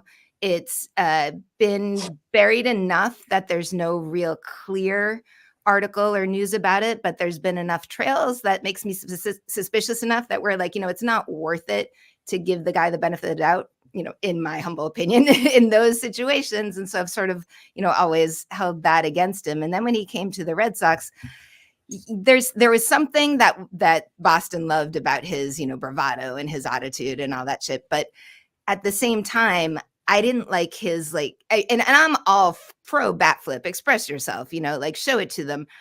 But he just had like a little bit of a twist behind it, that, and the whole thing about him dissing Cora, that he didn't have his back. I feel like he just didn't quite have it together. See, Right. this is like the downside of having a podcast and researching players all year Right. round, because now we know, we've looked up things that get a little bit buried, and we know more about the whole person. And sometimes you can't just relax into, Right. we don't go with the shut up and dribble thing. I mean, if we know stuff, it's like, that's going to cloud kind of. Do you guys know Queer Fancy Stats, that account? They dealt with having players they didn't care for on their team by pledging donations for every time that player got a hit or hit a home run or whatever it was, as a way to incorporate, okay, they're doing great for my team. I don't like these things about them, but here's a way to channel that dislike for good. That was pretty impressive. That is really good. Boy, I wasted opportunity for me with some of the guys we just got rid of. And hopefully that's over. Now you have a little seed in my head, potty mouth, about Doogie Dog, which I dubbed him. Oh wow! He's Doogie Dog. He's been clutch so far. The big really not in hitting though. Phenomenal defense. Phenomenal defense in left field. He's saved a couple runs a minimum. Wow. Well, that's a tough outfield that you guys have out there at this point. I mean, that's down. And in Houston, that was even tougher outfield that he was, covering. So, and yeah, like Donald said, there's been a couple of clutch hits at the plate. For me, though, I did not like the signing originally, and for a change, it wasn't just because he was from Boston. I learned my lesson from who I lovingly nicknamed Mountain Man, Johnny Damon. I love Johnny D. Oh, yeah. Man. Yeah. I mocked the hell out of him at first, and I would always sing Mountain Man, with that hair. How do you feel about the fact that Johnny Damon views himself as a Yankee rather than a Red Sox? Yeah. So, I mean, I have a lot of mixed views about Johnny Damon. Politically, I'm not quite in sync with him. He is super conservative, and he's a Florida dude. So he was one of my original guys, though. He was one of my original loves way back in the day, because those were the idiots, right? And he made them the idiots, and he had the hair, and I love that kind of scene. And when he went to the Yankees and cut his hair, it was kind of the one though that I felt horrible about and then totally happy about was Ellsbury, because I was like, he was my love on the Red Sox. I mean, watching him steal, when he stole home off of Andy Pettitte, that was a beautiful thing. And then he goes to you guys and falls apart. And what happened to your Ellsbury jersey, Potty? And my jersey went to Valley Village. Falls apart. We don't even know where he is. Right. He just where in the world is Ellsbury instead of Carmen Sandiego? Right. You're right about that. And but going back to Verdugo, to me, I was saying, unhappy about the signing and really just pouting during spring training, still not impressed, but all right, looking kind of okay. And then after the Houston series, I had to give it up, and oh my God, that series, you guys. What I'm still not liking is, he's taking Luke Voigt and making it exponentially more annoying. If he starts unbuttoning down to his nipples, then I'm really back off the chart. Aaron Boone's going to put some limits on him. Those chains, I mean, I'm very actually surprised that they're letting him wear. And yesterday when he was running around the bases, that gold chain was flopping up, he's gonna break a tooth, as he was running around the base. And I'm I don't like that kind of. Is this a chink in the grooming code? Are things changing for the Yankees? Because we've always been kind of horrified by you're dictating haircuts, please. But there's a very specific look, and there has been, but it seems like that's kind of changing around the edges. Well, spoiler alert, I was going to bring this up on our show tomorrow. Aaron Boone has officially limited Alex Verdugo to one chain. Right. So he likes wearing 6. He literally travels with 6 honking chains. That's got to slow you down, man. Your sprint speed's got to suffer with that. right. That's Yeah. insane. Exactly.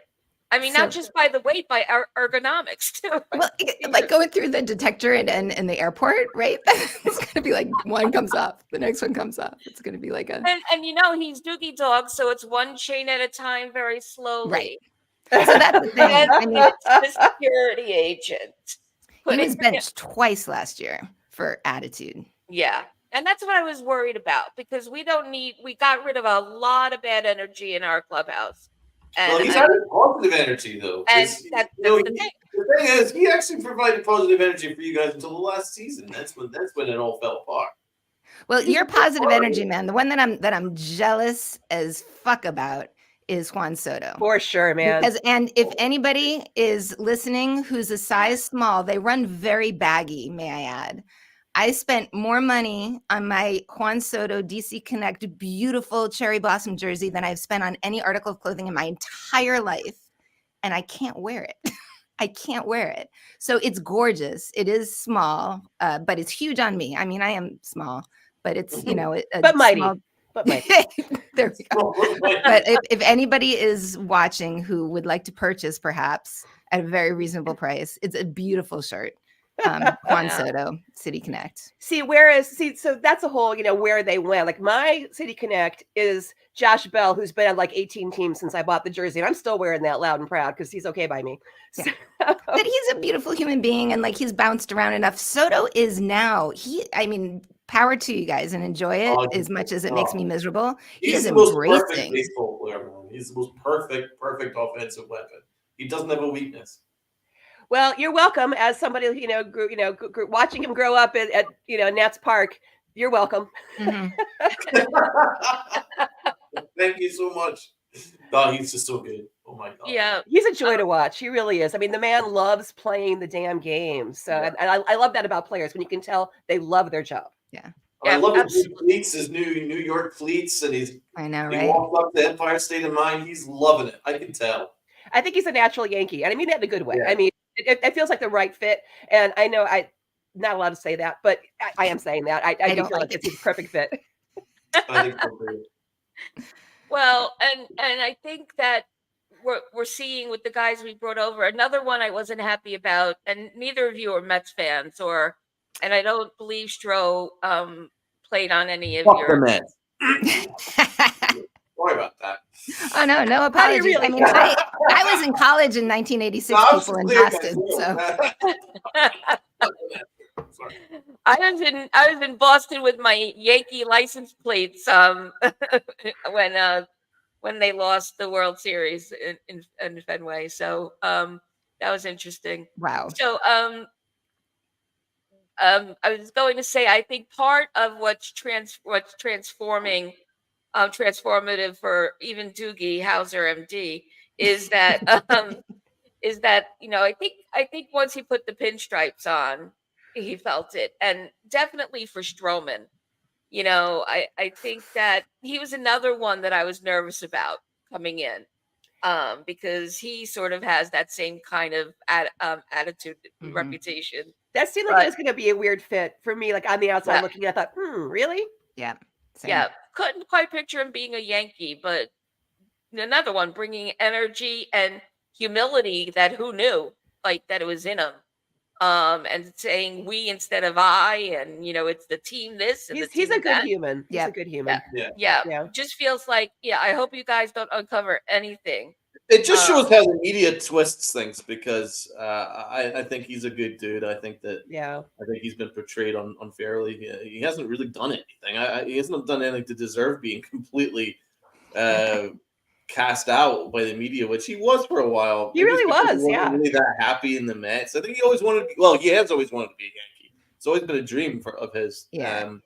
So dating back to his father. So I think that it's a good fit. Well, I do admit though, when it first happened, I was like, "Oh God, what's going on here?" But he is.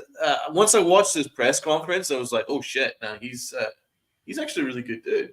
He is So a it good just dude. shows how much the media really. Because I was just going by everything I've heard that he's just a nightmare, but soon as he did that press conference, introductory press conference, I'm like, oh, this guy knows his shit. He's a good dude and he knows his stuff. You can He tell really he's a does. baseball savant. So he's carried that forward, and I think it was actually a really good signing. And he took it on a team-friendly deal as well. I think it was a smart deal by the Yankees, I have to say. Yeah.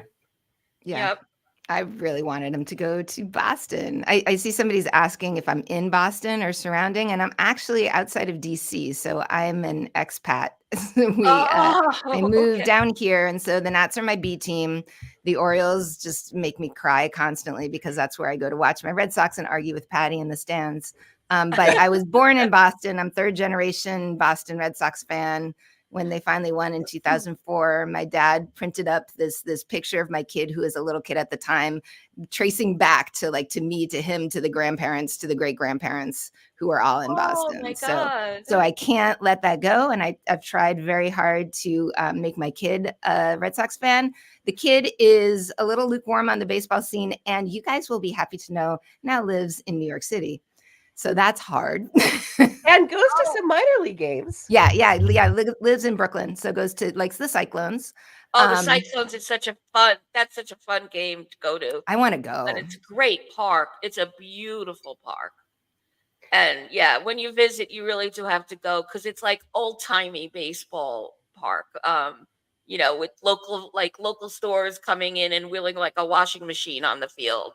Oh, that's awesome. And saying the lucky fan who's won this washing machine. Oh my gosh. Yeah, no, I totally want to go. Yeah. So the nice thing about Potty Mouth having the whole like Orioles situation is like she's my go-to, next to me in the stands when we go to Camden Yards. My son is named Camden, so that should tell you something. And and it had no choice. Not after Camden, New Jersey, I'm assuming. No. And if there was a second kid, we would have like considered other ballparks too. But when we go on days where there's giveaways, Potty Mouth always gets to donate whatever the Orioles branded thing is to my kid, who's now in grad school in Syracuse and is a Syracuse Mets fan, but just Syracuse Mets because that's the home team. I don't know that progresses any farther. Did you hear what they're doing for the Eclipse, the Syracuse Mets? They're the only minor league team that's got a game on Monday, and they're in the path of totality. So they invited, you guys know Meredith Wills, the astrophysicist who did the research on the baseballs to decide, if they were juiced or not. Oh, right. So she is actually, she's an astrophysicist. So the Syracuse Mets invited her to the ballpark on the day of the eclipse to do like family activities that go on the field during the eclipse and kind of talk people through what's happening.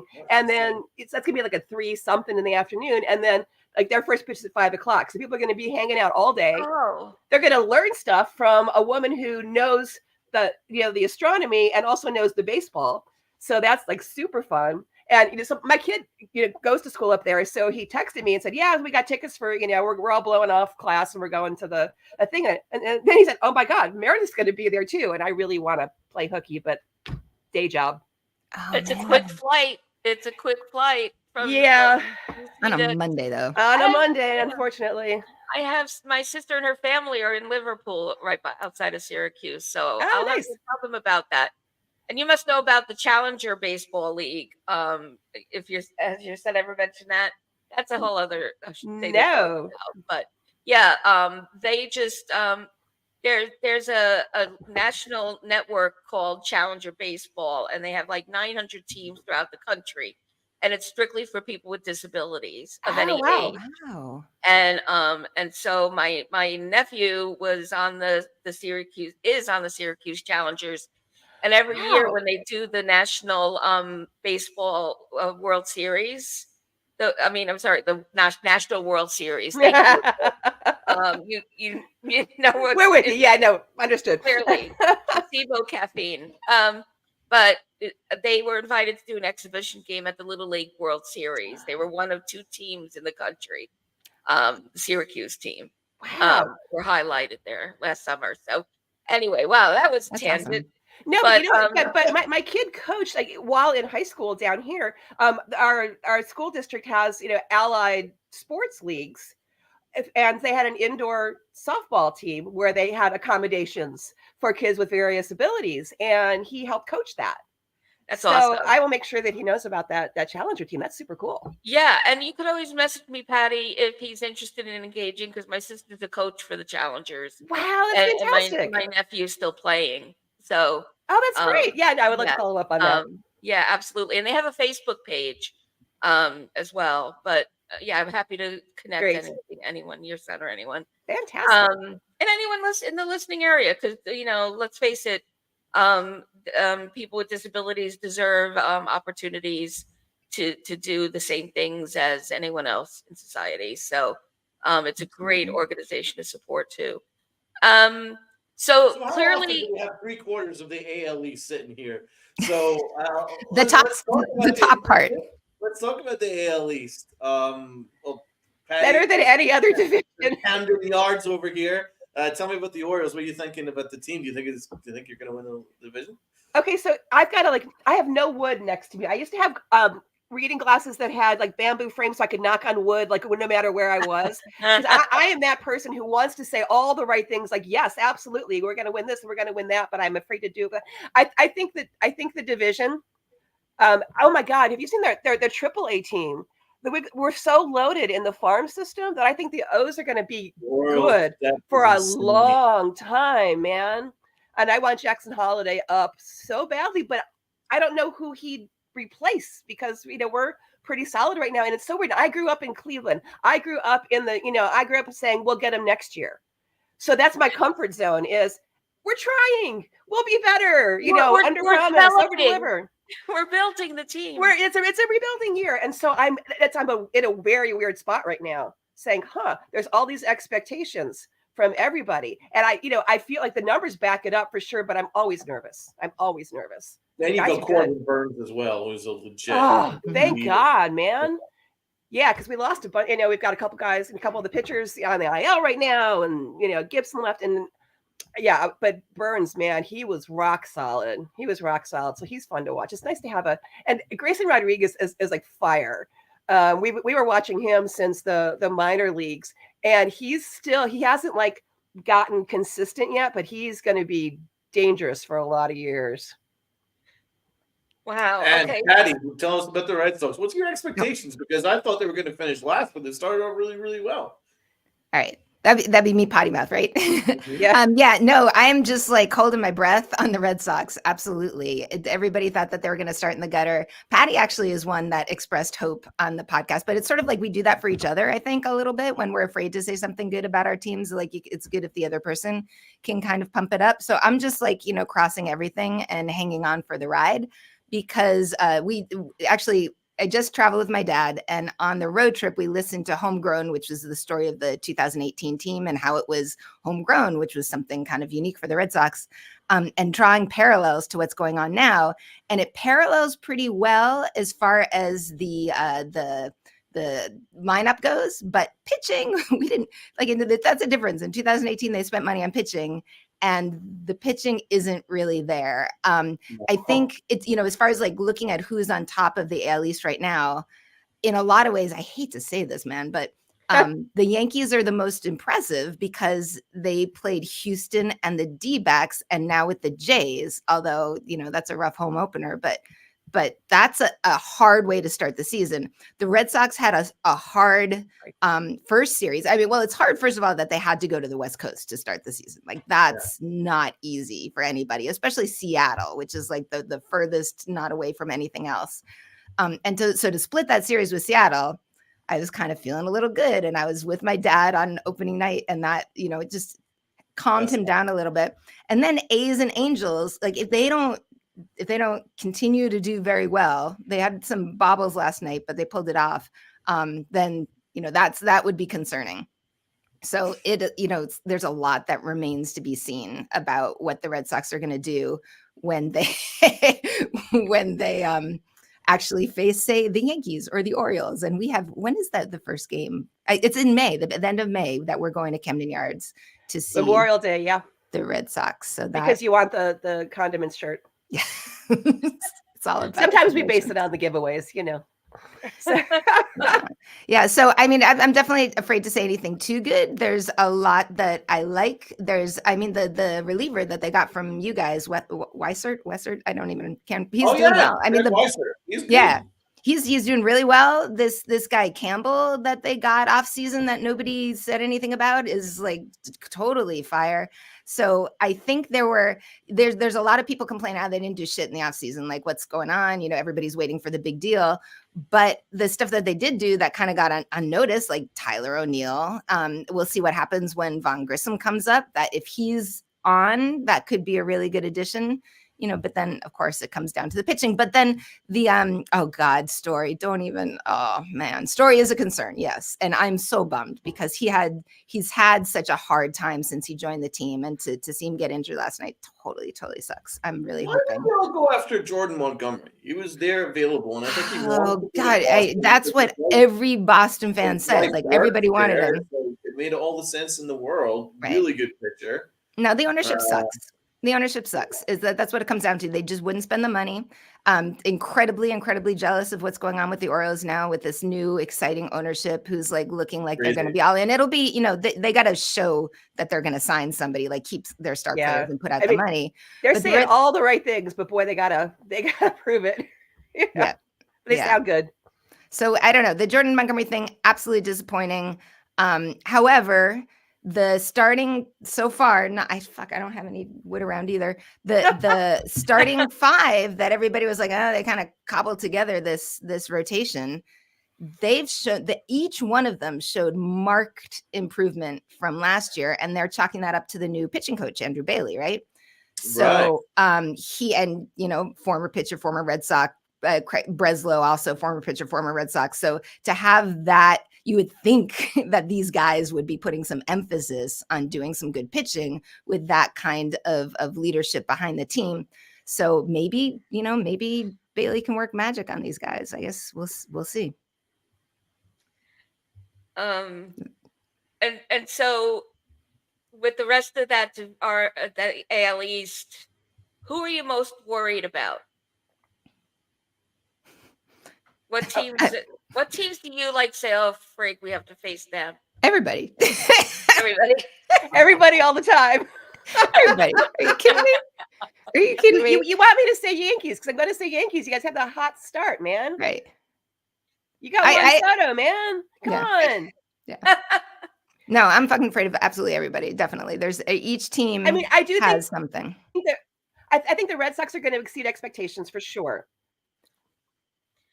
But I think it's just so weird to be in that division that is better than entire other divisions. Like the standings last year, like even the last place in AL East was better than was it the Central? I can't remember, but the AL Central. We're the whole it's like the whole division is just loaded. It's just loaded, which makes the games fun for sure. Right. And yeah, and but we learned the hard way last season. The Yankee fans did that.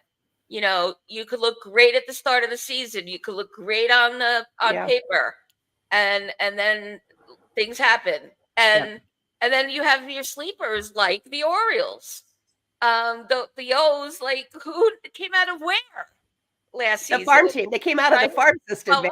Exactly. Long and careful building. But we can't. It was a lesson in not being complacent. Because, never really worried much about the O's recently, and then all of a sudden, I was like, what the hell's going on? So that is why there's crying in baseball. Yeah. Oh, there absolutely is all the time. Yeah, all the time. And swearing and drinking and all the things. All the things. I felt like I had the countdown though. Like I saw it coming because Patty was like, it had the Adley watch going on. Like every week was sort of like how long until Adley comes up and every guy, and then Gunnar. And I had the anticipation. It's sort of like that climbing the roller coaster before the big drop is how and then all of a sudden it all just clicked in and it was a free fall. Yeah. Both are insane players. Unbelievable. Gunnar Henderson's incredible. Rushman's incredible. You guys lucked out. Good, careful tanking. Whatever, But I want them to spend more. I mean, they definitely built the farm system very carefully, but I'm hoping that the new ownership means they're not afraid to spend money. I mean, everyone's like, oh wow, they won the division last year with the second lowest payroll in baseball. I'm like, don't be proud of that. Don't underpay your guys. If they're worth it, pay the man, keep them, show them their worth. Right. Or else they're going to be the perpetual raise that comes so close, but yeah. Yeah, well, we have the same battle cry. They don't spend a single penny, and they're always competing. I don't understand how they do it. Right? And no fan base. What the heck? So, no one cares. No one cares, right? No one cares. No, and their stadium is the worst in the league. Oh yeah. Hey, NFB. NFB, my boy. Thanks What's for going joining, on? NFB. Good morning. Good morning.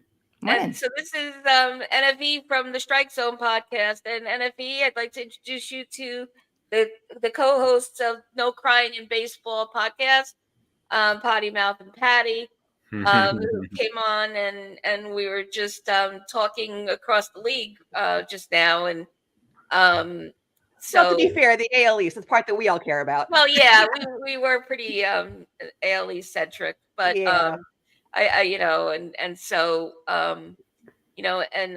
Potty Mouth and Patty, I want to make sure that we get all of your details. And also my question about your pod is, what platforms is it on? Where can we, when does your show drop? Is it weekly? So that we could look for it and be mindful of how we could tune in. Awesome. Thank you. So we drop every Tuesday at noon, knock on wood. And you can pretty much get us on any podcast platform, Apple Podcasts, Spotify, whatever. And you can find us on Twitter, X, though I hate that dark place now, at NCIB Podcast, Facebook and Instagram. We're No Crying in B-Ball. You can send us an email the old-fashioned way at ncibpodcast@gmail.com. And yeah, we've been just plowing away for the past almost 8 years. And so there's lots of back episodes that, if you're very daring, you can go back to. But the cool thing, I mean, I think what Patty was saying before about us looking on the off season into different guys every week. Personally, this has really grown my appreciation across the league. I used to be kind of myopic on the AL East. And so this forces us to look at guys on every team every year. And I have to say something nice about the Yankees at least once a year. And, so, yeah. She really has to psych up for it, but she does it. It's a rough one. But actually, I'm very, very proud of my Yankees pick this year. I picked Oswaldo Cabrera, who also shot. Wow. I feel like I should get some points for that one. Yeah. Yeah. Give me my pick 6 numbers for the week. So what did you say about Ozzy? I went back a little bit into where he comes from, his Venezuelan roots. And he's got a brother, right? They played together in Venezuela. I'm trying to remember what else. There's been so many guys. Yeah, just that he's been, he was due for a breakout, right? Looking at his past, and that he had been in that competition for that shortstop spot for a while. And that, when that went to Volpe and things kind of shifted around. And what I really like about him, because what we do with our picks at the end is we make our fantasy team. So he is a really good pick for a fantasy team because he plays so many positions. So I had a lot that I liked about him as a person, as a guy, as attitude. He's super fun. He's super happy, smiley all the time. So there was that part, plus the practicality of, oh, hey, I can put him into a bunch of positions according to Yahoo. And he's an absolute monster from the left side. That's where he's the right side, not so much. On the left side, he's fantastic. But at least he's got that going for him. Because some of us were a little bit worried about his cold streak at the start of spring, but then he really picked it up at the end of spring, and he's just been on fire since. So right, especially with LeMahieu being out, that's huge. Yeah, huge. This reminds me real quick. When I mentioned that we do these player profiles, we don't do profiles like fantasy league profiles, like here are the stats. We talk about how their stats are, but we go way back. We talk about the international guys. How did they get here? Right? Do they have a story about how they got from where they were born to where they are now. Did they grow up doing this? Are they really involved in a specific philanthropy? Do they have this weird hobby? So like we try to do the whole person thing. So if you want background like that on players, go find our archives and look up your guys and see if we've talked about them, because you might find some things that you don't get just by watching the games and listening to the color commentator. That's badass. I love it. Yeah. That's definitely a very unique perspective on the players. We try. Yeah, and I see other people have joined. Just can you also just again give us like the roundabout about your show and what it's about one more time for everybody, because it is really unique and comes from unique perspectives as well. So share out again for everybody, please. Sure. The show is No Crying in Baseball, even though we know there certainly is crying in baseball. And our tagline is two women with reading glasses with lots of opinions about baseball. All right. So like we have perspective from many years, and we look at baseball through. We look at social justice issues, immigration, labor, all those things, and we look at who's really good at playing the game, because there's nothing better than a day in the ballpark, even when it's freezing cold and you're facing Aroldis frickin' Chapman at the bottom of the ninth, that was my Monday. But yeah, but so like it's what's happening right now, but also how we got there and sort of the environment around the game too. And it's obviously worth mentioning one of the very few and successful ladies only hosted baseball podcasts. I love it when people call us ladies. Yeah, I know. That's rare for me, man. Ladies. I mean, one of them's called Potty Mouth, and she flexed that potty mouth muscle a lot. Yeah, every week when I'm the one who posts the notes and schedules the podcast. Like Potty Mouth does all the hardware, all the editing. I just do all like the dressing it up and posting it, and I have to check that explicit content box every freaking week. Yeah, the nickname originally came from way pre-podcast, when Patty and I go to games together a lot, and especially in the ballpark, you get emotional and language comes out, and Patty's always like toddler, like she's there's always that little kid who's sitting closer to me than to her, and like puts me in check on it, and then said, "You potty mouth!" Like, look, there's a kid right there. So it stuck. So it's not just for alliterative purposes. We like the alliteration, but it was earned honestly. That's his mom texted him during the show yesterday, complaining about his swearing. Oops. Yeah. Well, we are also parents, and our kids we've nicknamed them Junior Potty Mouth and Potty Mouth Junior. I have influence on both. Yeah. Yeah, no, we're doing a show. I dropped a couple of F-bombs, and next thing I know, my phone's going off. And I'm like, my mom just yelled at me for cursing. Well, my dad was like, can you get a different nickname? Like, because he literally used to pull me out of when I was a kid, and he'd bring me to Red Sox games. If there were a lot of people swearing around us, he would literally make us leave. And we went to one Patriots game in my life, because that was like way too much for him. So for me to be coming around and doing this, he's not really happy about it. But that's weird, because I used to, I grew up in Cleveland. I would sit in the damn dog pound in the end zone, and I don't swear nearly as much as you do. And I think it was like a reverse sort of influence. Well, just know that on the upper deck, we'd love to have you on at some point.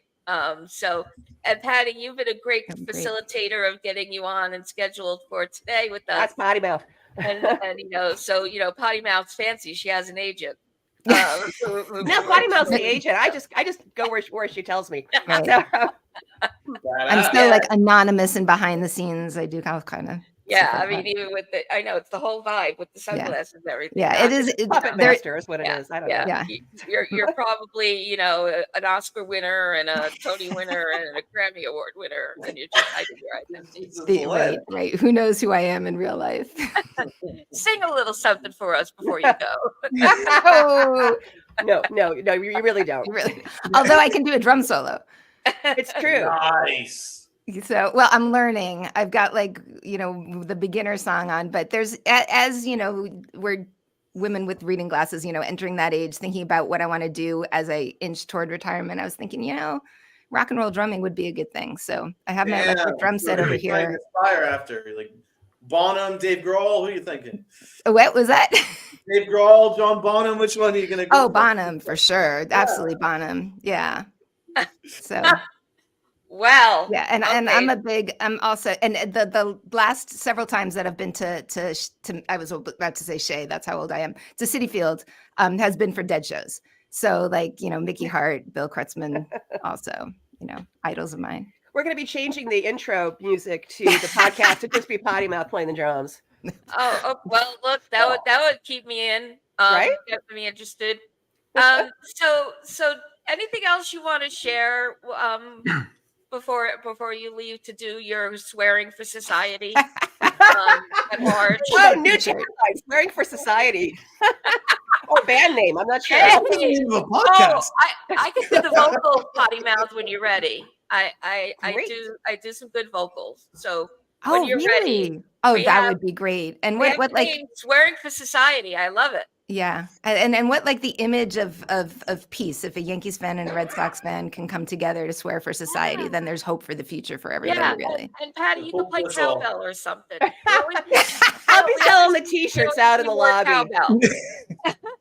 I'm on swag. Seriously, but, before we move on, and you go about your day, any last words? Go AL East, man. Yeah. Division to watch. Yeah. And just thank you guys. And this is just a wonderful thing that you guys put together Yeah. here. I really love you using your voice for good. That's something that, we try to promote in general on our show, is that you got to you've got an audience when you've got baseball, right? There are people watching, and people listening. So if you're using that to promote something positive, like everybody donates, it's really wonderful. So thanks for doing that. Yeah, thanks for what you do. Well, your time is giving a lot, and we appreciate that you came and on a Saturday when all the things have to happen, even more so. So really appreciate you, and thanks so much. All right. See you soon. Anytime. Nice Have seeing a you great all. day. Bye. Bye-bye.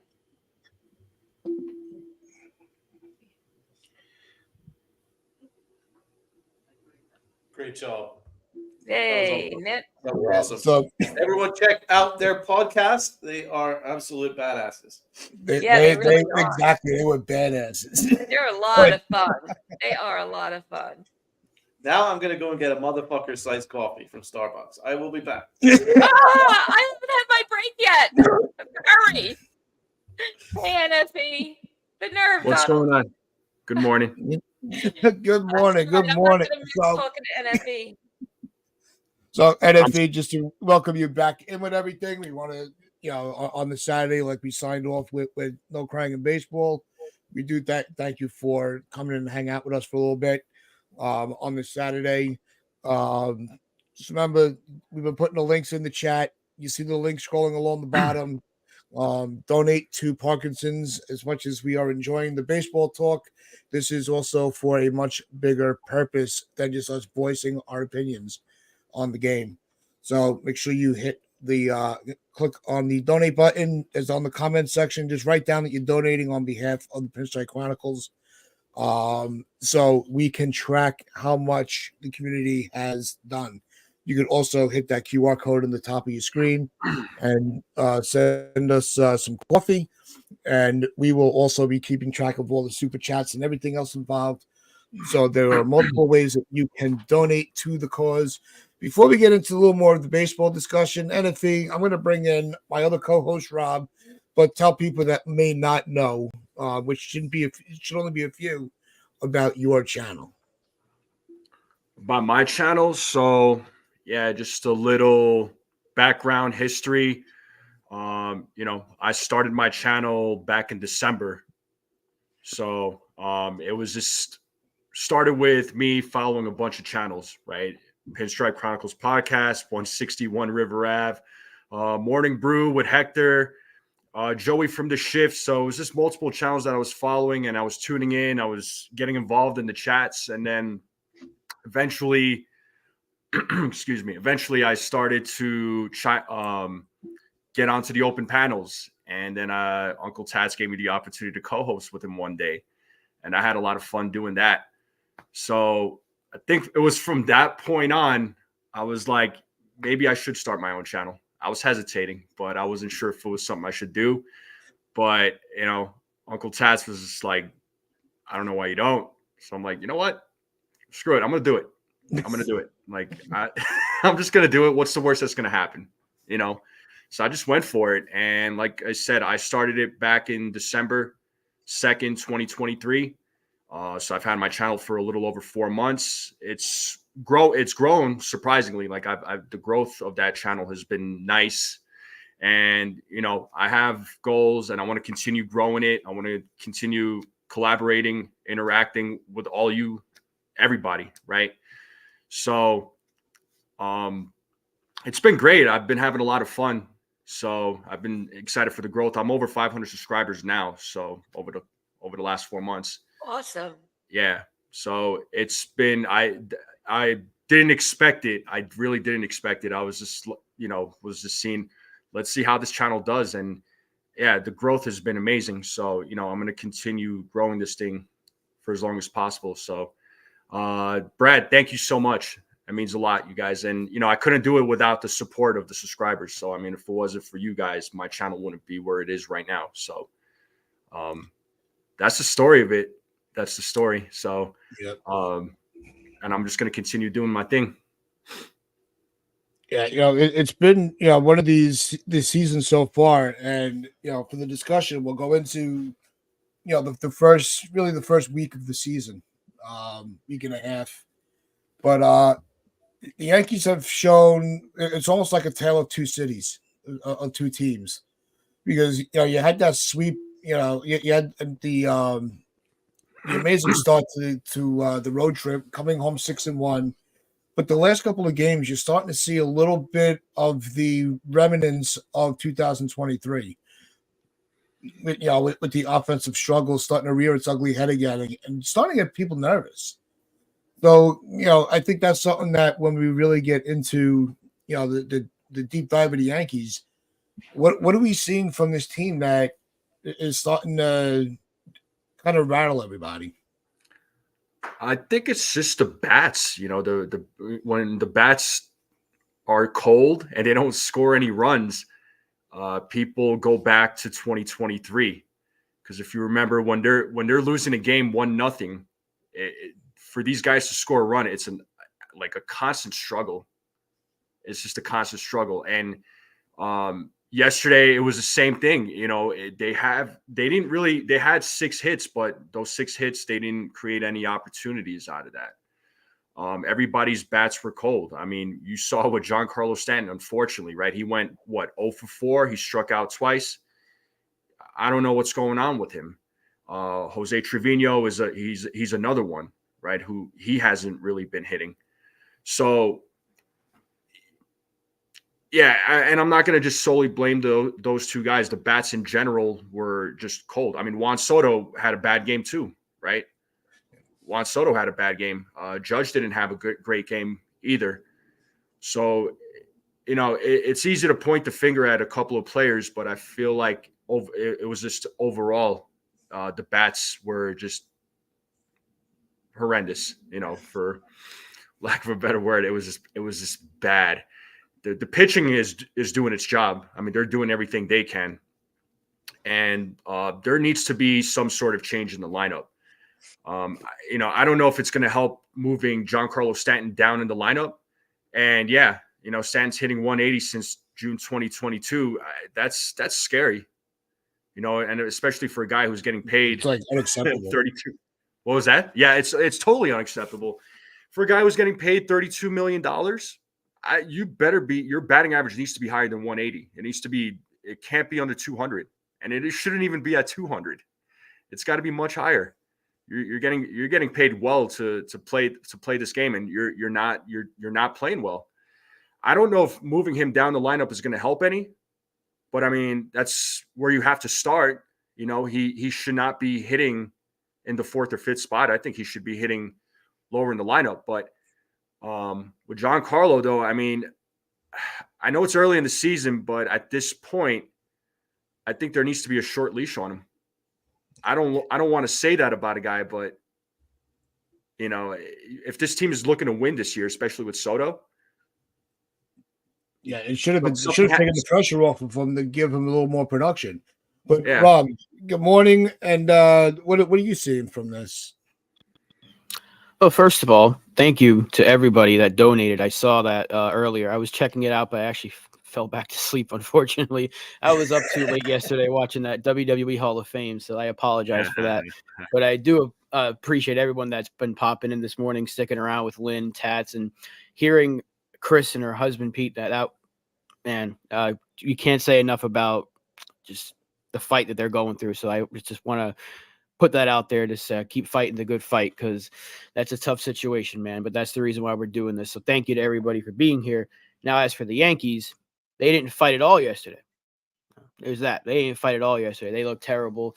2 times in the last, 3 games. First time since the 50s that they've been shut out in the first 8 games twice, which is never a good sign. I don't like it. I don't like it. I know it's still early, but that something has to be done, because we've only had like 2 guys that are actually hitting consistently. Rizzo looks like shit. Stanton looks like shit. Judge looks like shit. Suarez looks like shit. Nobody's hitting. So hopefully tonight they can start to get like a bit of a rhythm going. But Austin Wells needs to play more. I don't want to see Trevino that often. He can't hit. He's an automatic out. And just, if you got your key guys, have to start hitting, and this team will start winning more games. I know we're 6-2, and I'm not going to act like the sky's falling, but this offense has not looked great overall, aside from really 3 guys, and that's been Volpe, Soto, and Cabrera. If it wasn't for those 3 guys, we could easily be 2-6 or maybe worse. So we got to keep that in mind. It's been some clutch hits that have kept us at the record that we're at. But again, to be 6-2 through the first 8 games is always a good thing. I just need to see better offense, because that's what's going to keep us afloat this year. The pitching will eventually, there's going to be points where the pitching just gets lit up. We know that. That's how baseball works. So the offense has to be able to come through in those situations. And I think it will. I know it will. But to see guys struggle like this early on is never a good sign. Stanton looks lost.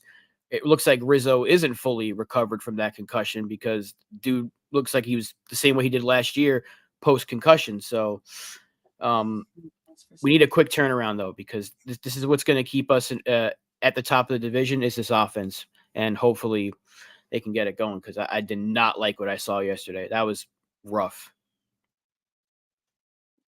Yeah.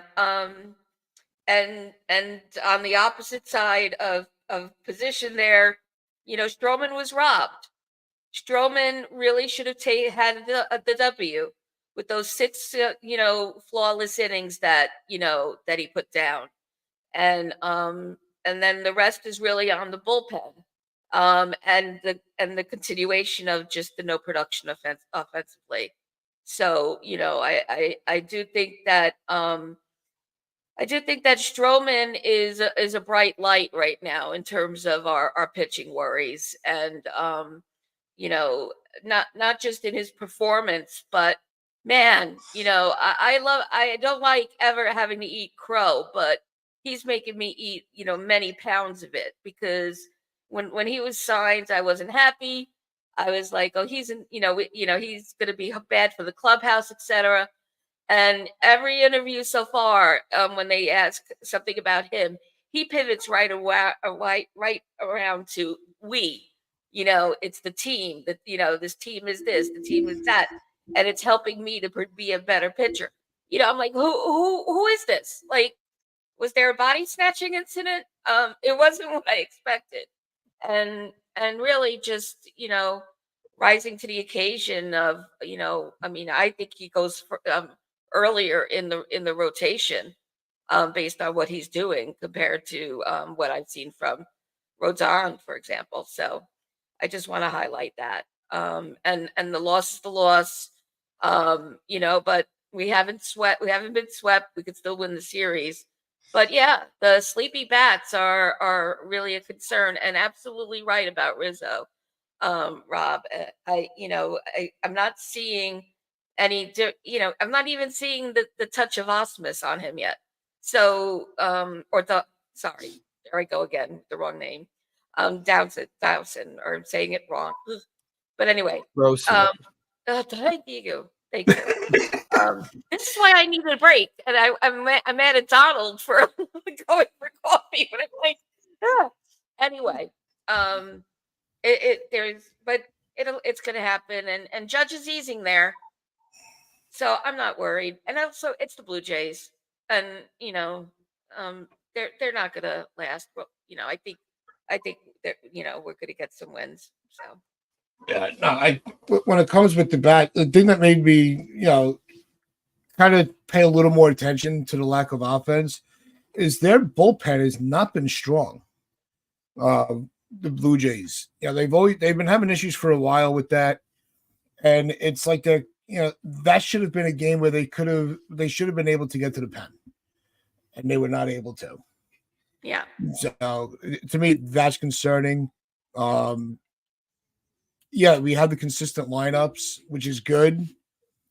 But I think now that you got the home opener out of the way, I think we start the clock on when do we start to call for a change? Because you don't want to be reactionary in the first week. Everybody's still getting into the bigger rhythm of it.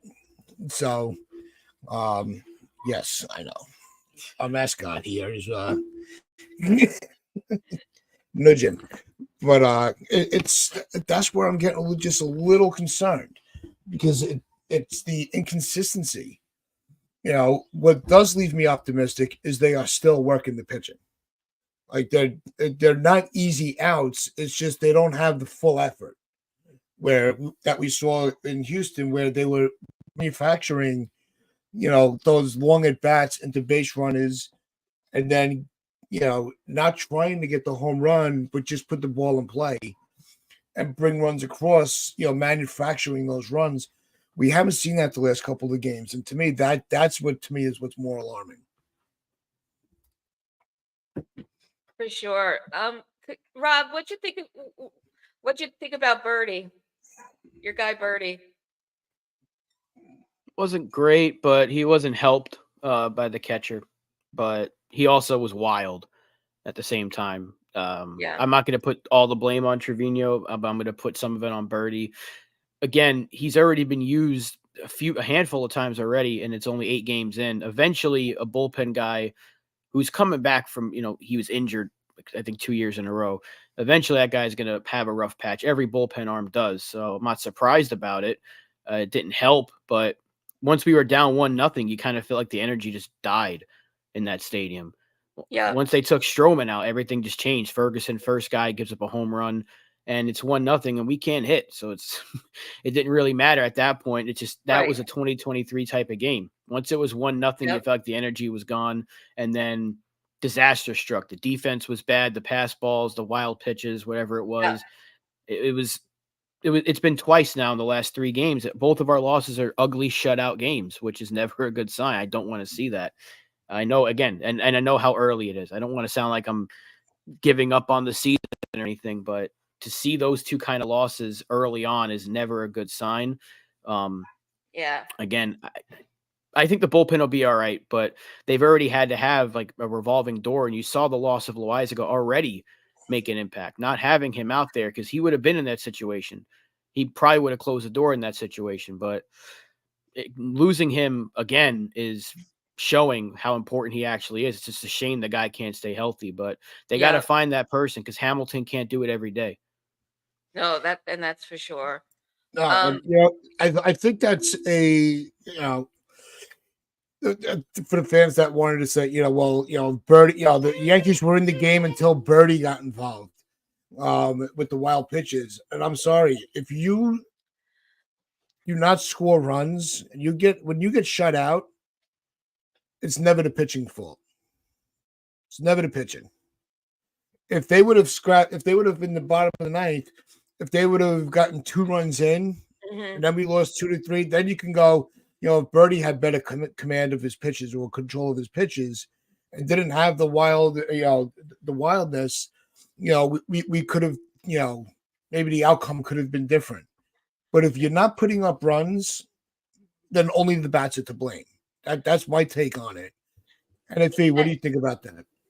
Yeah, no, Uncle Tats, you bring up a you bring up an excellent point. When the bats don't produce, I mean, people want to try and blame the pitching, but it wasn't the pitching yesterday. It was the bats. It was clear. It was clear as day that it was the bats. And when the bats don't produce, when runs aren't being produced, I mean, it does add pressure to the pitchers to do their job. And, it has to work on both sides, right? It's a team effort. But yesterday, it was, again, clear as day. The bats they just didn't show up. And when you bring in a guy from the bullpen, it's not easy for that relief pitcher to go out there and pitch a shutout inning, especially when your team is down. Now it's like all eyes are on you. The pressure's on you to get the outs. So it puts a lot of pressure on the pitchers, right? I mean, Stroman was fine. Stroman, he could handle the pressure. He showed that yesterday, and he wanted it, so he handled it. But unfortunately, it was with Birdie where he had those 2 wild pitches. Not completely blaming him, but there's a little bit of blame on Trevino, right? But the pressure was on him. It could have been any other pitcher too. I mean, it didn't happen because it was Birdie. That could have been anybody, right? And not having Loaisaga, it hurts. But unfortunately with Loaisaga, he's just injury prone. He's always been injury prone. I don't think this is a medical staff issue. I know some folks like to blame the medical staff. I think it's just him as an athlete, as a player. Some players, unfortunately, they're just, fragile. I hate to say that, but they're a little fragile, and they just get injured too easy. They get hurt too easy, and it sucks, right? You don't want that. Yeah, and Damien's saying the worst thing for pitchers to feel you have to be perfect. Exactly. Yeah. So this is where I was saying this puts a lot of pressure on the pitchers when the offense does not come through. So it puts, it's too much weight for those guys. But with the whole Loaisaga thing, the good thing about this bullpen, though, you have a couple of other guys that could pitch multiple innings. So Ian Hamilton could do it, but he can't go out there every day and do it, right? Like Rob said. Well, you also have Luke Weaver who can do the same thing. So Yankees are loaded with pitching. I mean, that's the good news. They have a strong bullpen, right? And there's going to be days where the bullpen's going to give up runs. They're going to collapse. It's going to happen. It's part of the game. But I just go ahead. I was going to say, one of the things that you, Donald, and I were discussing on yesterday's regular show, was with Loaisaga going down, the depth of the pitching to really be able to absorb the loss of it. But I want to get Rob's take on with Loaisaga's injury and the move that was made with bringing Cabrera up rather than Beater. So what did I say? Cabrera, Santana. You said Cabrera. Santana. Yeah. There's so many Cabreras. You think everybody's named Cabrera, but with Santana being called up, do you think do you think that was the right move? Do you think that maybe our depth isn't as much as we thought it was going to be because of the trades we had to make? Like this was some of the discussion we were having yesterday. I want to get your take on it. No, I'm fine with it. I think they want to keep Beater's arm fresh. They want to stretch his arm out to be able to make sure he can give them 2-3 innings. I still don't agree with them sending him down in the first place after 3 pitches. I thought that was stupid, but I'm glad they gave Santana a shot because again, he's got no options. So if he isn't great, they can just let him go and it won't be that much of a loss. He was a minor league signing. You're not going to miss him too much. I loved what he did in the spring and I'm glad to see him get a shot, but I think that's why they did it. Just to get a guy that can eat some innings. I thought they would have sent down Cousins actually and called up somebody else. They could have done 2 moves. They could have gotten Cabrera, and now you got me saying Cabrera. You could have had Santana. You could have had Santana. You could have had Cousins up here. Cousins sent down and gotten Beater back up here. But I think it's really telling that they didn't call up Marinaccio at all. He's on the 40 man. They haven't called him up. So I wonder if they're just done with him. And the fact that they decided to designate, or they decided to put him on the IL and add Santana and not call up someone already on the 40 man. I thought that was interesting. So we'll see what they do following this. I don't know if another move's going to be made, if Santana is going to get DFA'd soon once Beater's ready to get called back up. But I don't agree with them sending Beater down in the first place. Why would you put him in the bullpen, say, oh, he's earned his spot, and then send him down after 3 pitches just to keep his arm fresh? I know AAA is a little bit thin with pitching, but if that was the case, you should have just had him there to begin with and had Santana on the roster from the jump. So that I didn't really agree with. Why call him up if you're just going to send him back down after 3 pitches? That annoyed me. But I'm okay with Santana. I think he'll be fine. He kind of reminds me of Miguel Castro from a couple of years ago. High speed, velocity's there, but control is iffy. But hey, that's why you have a platinum glove behind home plate who didn't really show it yesterday. Yeah, you already touched up on it, but that was the reason why they sent Beater down. They were saying that they were pretty thin at the minor league level. But at least he'll be getting some playing time down there. And hopefully, maybe they call him up soon. Who knows? But yeah, the only thing with the bullpen, I just hope that they don't get overused. But so far, I mean, in these 8 games, there's the starting pitching with even with Nestor Cortez, I'll include him too. They have done a good job of eating up innings and making it a little bit easier on the bullpen. There was only that one game, and it was that final game in Arizona where they went to extra innings and they had to use more guys there. But they didn't really have a choice in that matter. But I feel like the starting rotation, though, they've been doing a good job of pitching 5-6 innings where they don't have to go to the bullpen early. Just the bats need to improve. That's the big thing right now with the Yankees. I don't know what the long-term plan is as far as any of that, but I think stretching out Beater for the long term, in the future, I think that's a good way to go, because even if they have to, make a decision on what to do with him, even if he did go back to more of a bullpen role, it's not like because he threw more pitches and more innings, it's going to diminish his value, and it actually would increase his value if he's able to. Because then you have the option as a long man. But I think the injury, the injury bug is just, it's so aggravating because it's just the same thing every year. Mm-hmm. Like one of the comments in the chat yesterday, death taxes and the wise are on the IL. It's just we know it's coming. It's unavoidable. So even the Was dog's that upset Brad that about said it. that? It was Brad. I think it was Brad. Yeah. Yeah, it was Brad. Oh, good for Brad. One of the few times his jokes actually hit. Yeah, but you know what though? I mean, it's. I know we focus a lot on the Yankees though, but injuries in general, and you guys tell me if I'm wrong here, but I feel like injuries in general have gone up significantly. There's been a lot of injuries this year. It's not just with the Yankees, and the Yankees don't have the worst of it. There's other teams that have it worse. Like Strider, the pitcher from the Braves, he's out, right? So he's that's a major blow to the Braves, right? I mean, just to give you an example. So the Orioles have Bradish and Means. They're both out still. So there's been this before the season even opened up, there was a lot of injuries, especially to pitchers. So some of these guys are getting Tommy John right now. Yuri Perez is getting Tommy John surgery. Who's 21-year-old, or he's about to be 21, but he's gonna get Tommy John surgery. And this was like a young stud on the Marlins.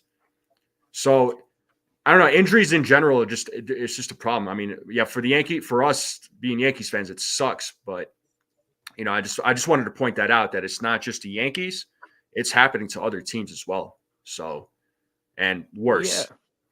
You wonder if it's maybe because they're just all of them. Everyone's throwing like 97 now.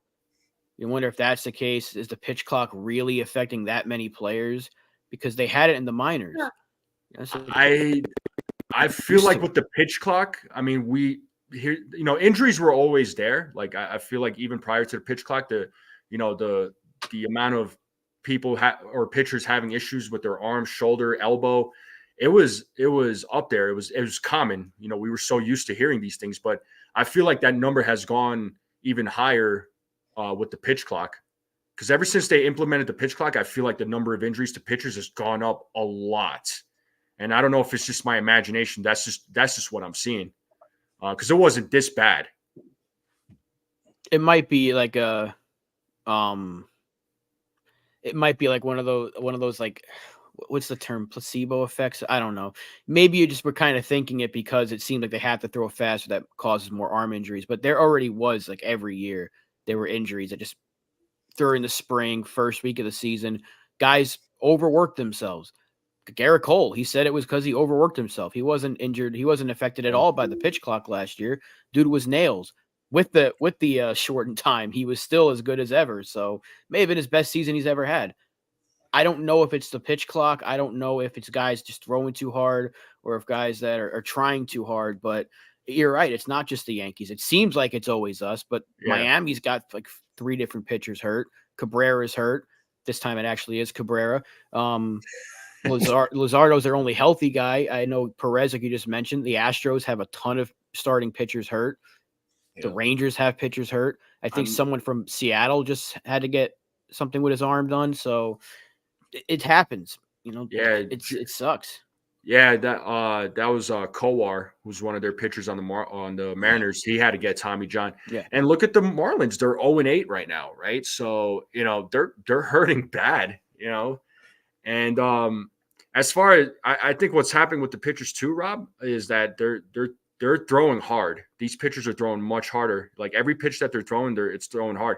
They're doing this at a high school level too, where some of these high school kids even are getting hurt, and it's very concerning. I feel like if these types of injuries keep lingering, or if they keep continue trending up, I feel like it's gonna hurt the sport in some ways. It's kind of like in football with the whole concussion thing. I feel like it's going to have that same effect with baseball, especially with Tommy John surgeries being more common than they used to be. I feel like Tommy John used to be a rare thing, but now it's common. Like now it's happening more often than we can keep up. So like there was even a couple years ago, there were a lot of discussions in the lower levels of the sport where a lot of the kids in college were voluntarily getting the Tommy John to get it out of the way. I don't know if you guys remember that far back, and a lot of the doctors were like, no, that's don't do that. So, but you're seeing it's so many, like you said, and I think the big key to it is the velocity. They don't care if you can't hit the strike zone for if you can't hit the barn with the ball. As long as you can throw it in triple digits in the velocity, that's all they're looking at now. And it's a shame. You should be able to at least, hit the catcher's mitt, without them having to jump, you use a trampoline to catch it. But I think that they need to focus. I think if baseball started focusing more on the pitcher's value in their control, command, and poise on the mound, rather than how fast could he throw? I think we'll start to see that trend into the right direction where less pitchers are getting hurt. Well, a lot of people, they do focus on that heavily because all the time when you get a guy that throws hard, they're like, well, his command is down. That's why you don't see guys get called up very often. They work on command. Look at Brock Selvage. He's a guy that early on, when we got him a few years ago, they said his command needed to be worked on a little bit. And now he's in Double-A to start the season. And he's only 21 years old because of the work he did with his command. Same thing for Edward Cabrera in Miami. They all said he needs to work on his command. He's going to be really good. Grayson Rodriguez of the Orioles, once he gets the command down, he's going to be really good. They're working on it. And you see pitching coaches work on it because they know velocity isn't everything. You can throw 100, but if you're throwing it like a Aroldis Chapman to the other side of the field, you're going to give up walks all day. So they always talk about command. It's always a point of emphasis, especially for young pitchers. But if you try too hard to work, one little twitch of your arm could be the end of it. We saw that a few years ago at a Blue Jays pitcher. He threw a pitch and he immediately dropped down to a knee because he knew that he messed up his arm. It happens. So one little false movement of your arm could mean the difference. And that's why you see so many pitching coaches, they stress the command part of it, because throwing 95 with some movement and command could be just as effective as throwing 101. It could make a difference. Look what it did for CC Sabathia late in his career, adding that cutter at 92, 93. It was almost just as effective as his 96, 97 mile an hour fastball because of that movement. So that's these pitching coaches, they do stress these things, but some guys just can never get that command down. Some guys do improve. That's why they teach it. They start to teach it very, very young. It's a lot easier for someone to learn how to get better at command when he's 21, 22 than when you're 27, 28, and you got to kind of learn on the fly. There's a huge difference, but you're seeing it because maybe it's the increased injuries. Maybe it's they just want guys to have more longevity, because if you're only throwing hard, like Ben Joyce from the Angels, the guy throws like 100. He's been throwing 100 since college. How long is that going to last? Look, it affected Chapman. He still throws hard, but he's not very good. Yeah. Lynn, do you have an opinion on what we're talking about with the velocity versus the command and the issues with Tommy John? So I do think that this push for the upper 90s, low 100s is a big cause for what we're seeing now. Even though we're seeing an uptick in you're even saying college ball, maybe even high school ball, and yet though we do have some pitchers that have been extraordinary that pitch in the low 90s. May I remind everybody of Nestor when he was Nestor, and maybe touching 96, 97 at his shining moment. But he had the command and enough of a switch up in his arsenal to really put people down. So it kind of makes an argument for balancing the equation a bit, working on both and not favoring one over the other. I know I'm just highlighting Nestor. It's just the first thing that came to mind with limited caffeine. But we you have to remember that there are people that really shoved not hitting those velo numbers, and that should be taken as a factor and used, so that we don't lose people like Nestor who hasn't come back the same. And not and probably because he was trying to reach those upper numbers and being pushed to do it. That's my theory, and I'll stick to it on my own little mountain. But yeah, so that's my only comment really to add. Otherwise, obviously agree with everything you guys said. Awesome. But no, I think with a guy like Nestor, and I'm sure we're going to be, he's one of the guys that, along with Stanton, Rizzo, and some of the others that we'll be going and talking about throughout the whole day. But it's like Sean saying, it's the delivery. He didn't have that funky leg kick. What his advantage is it threw off the hitter's timing, because you didn't know if he was going to swing that leg, 2, 3, or 4 times or not at all. So I think that's one of the things that hurt Nestor the most is the pitch clock. But I think if he's able to, work on the way he's working with the catcher, I think they can figure out a way to kind of get a little bit of funkiness back and still stay within the time clock. But they just haven't been able to do that with him yet. Yeah, Lynn needs a coffee break. What are you really saying, FL? No, listen, Lynn You're is not tripping wrong. this out. We are, but no, it's. I think that Nesta.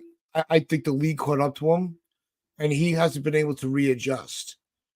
You know, the one thing that was working for him, he doesn't have that tool anymore, and he just can't. He can't get himself out. He can't get out of his way. It's really hurting him a lot, and it's a shame.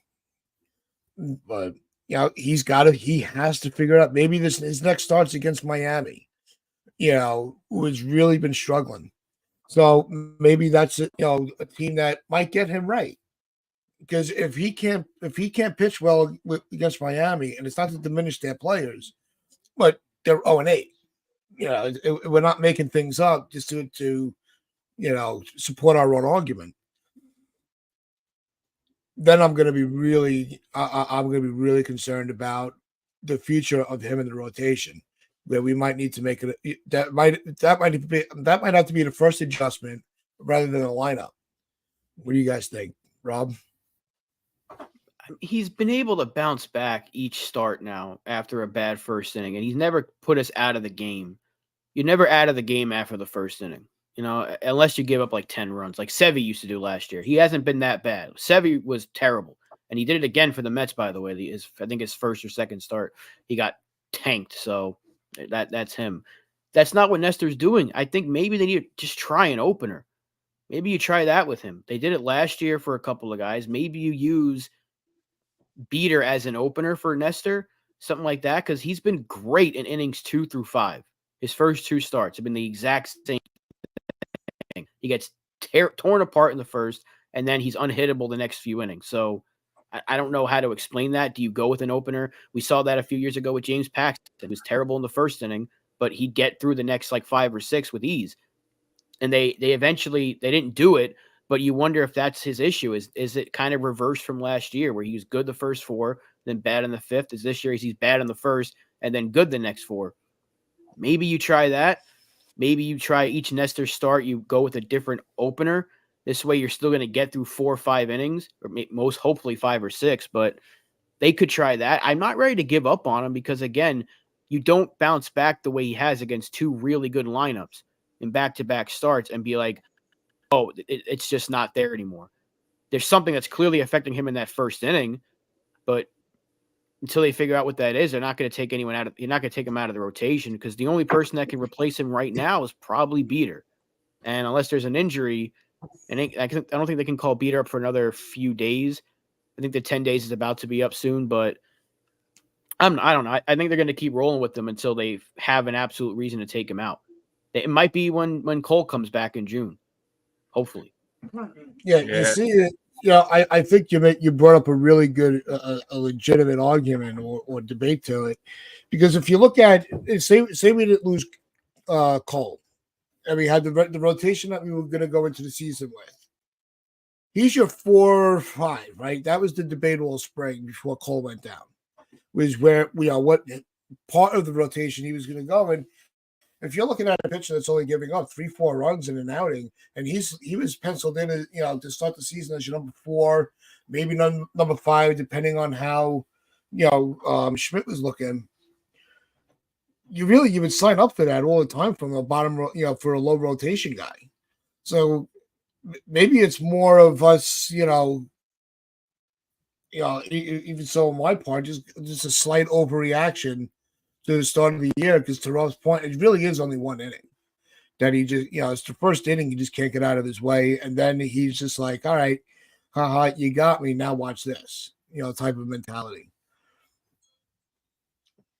And in all fairness, one of the 2 games was the opening day in Houston. And so, the nerves also played in. I mean, he backed it up a second time, but yeah, no, I Nestor, like Rob was saying, he struggles in those first couple of innings or in the first inning, but then he bounces back, right? Where, sometimes when those pitchers give up 4 runs, their innings don't get better. They don't improve. But he tends to bounce back, which is encouraging to see. That's nice to see. That season opener against Houston, yeah, he gave up four runs in two innings, but then after that second inning, he pitched extremely well, and the bats came through, right? And then that game against Arizona, they got blown out. I was hoping that it was going to be the same thing. It was going to be a repeat, that the bats were going to come through for him, but the bats were cold in that game. So, Nestor, he gets a little roughed up in those first couple of innings, but then, he does bounce back. So, you got to give credit there. But then the thing is, so like Rob was saying, what happens when Garrett Cole comes back? Who do you because they're not going to stick with a 6-man rotation. I doubt that. No. But somebody needs to be taken out of that rotation. And, depending on how Luis Hill continues doing, because he looked great in that game against Arizona. And if he continues pitching well, I would rather keep Luis Hill in the rotation, assuming he continues this performance. Because, like I said, that game he pitched against Arizona, he did really well. I was very impressed.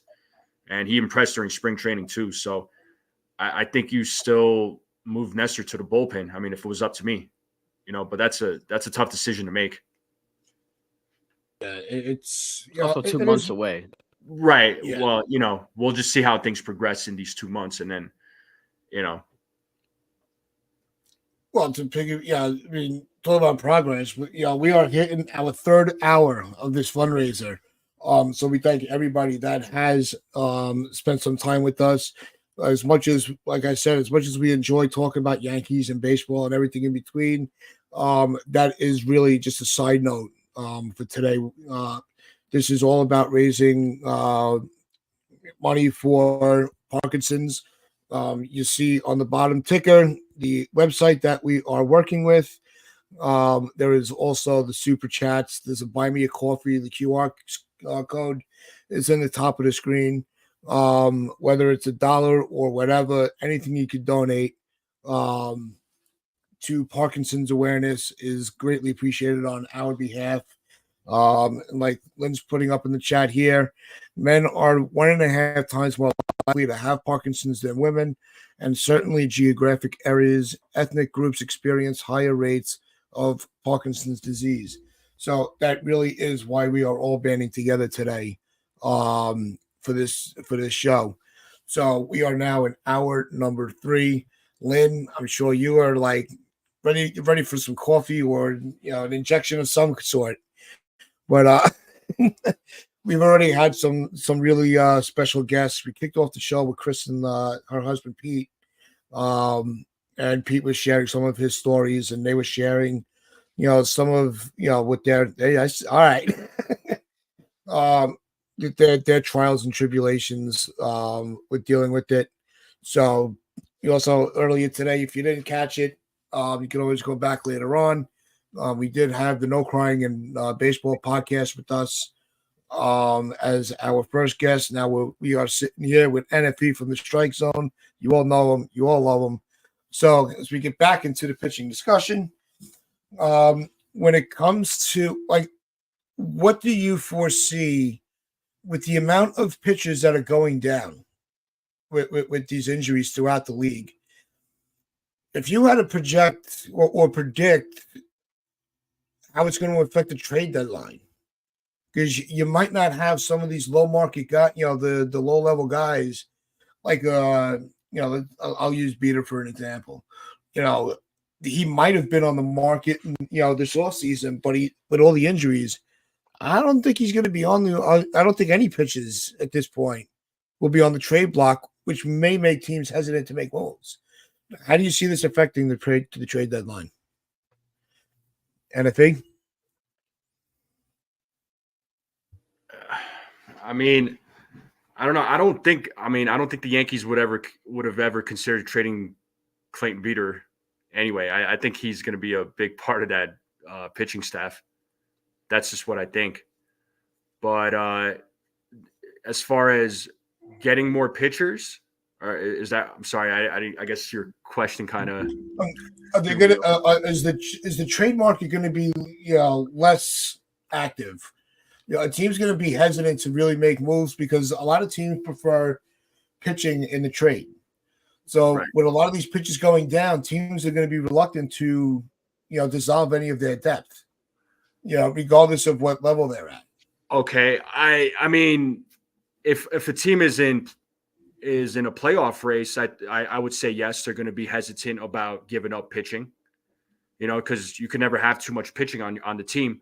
As far as teams that are at the bottom of the barrel, maybe at that point they do sell. Maybe they do become sellers, because if you're not going to make the playoffs, I mean, again, what's the point of holding on to these guys? I mean, yeah, you're still going to make an effort to try and win these games. I mean, you're not going to just throw in the towel and wave the white flag. But if teams are able to get some sort of value back, I mean, I'm sure they'll look to trade some of their pitching.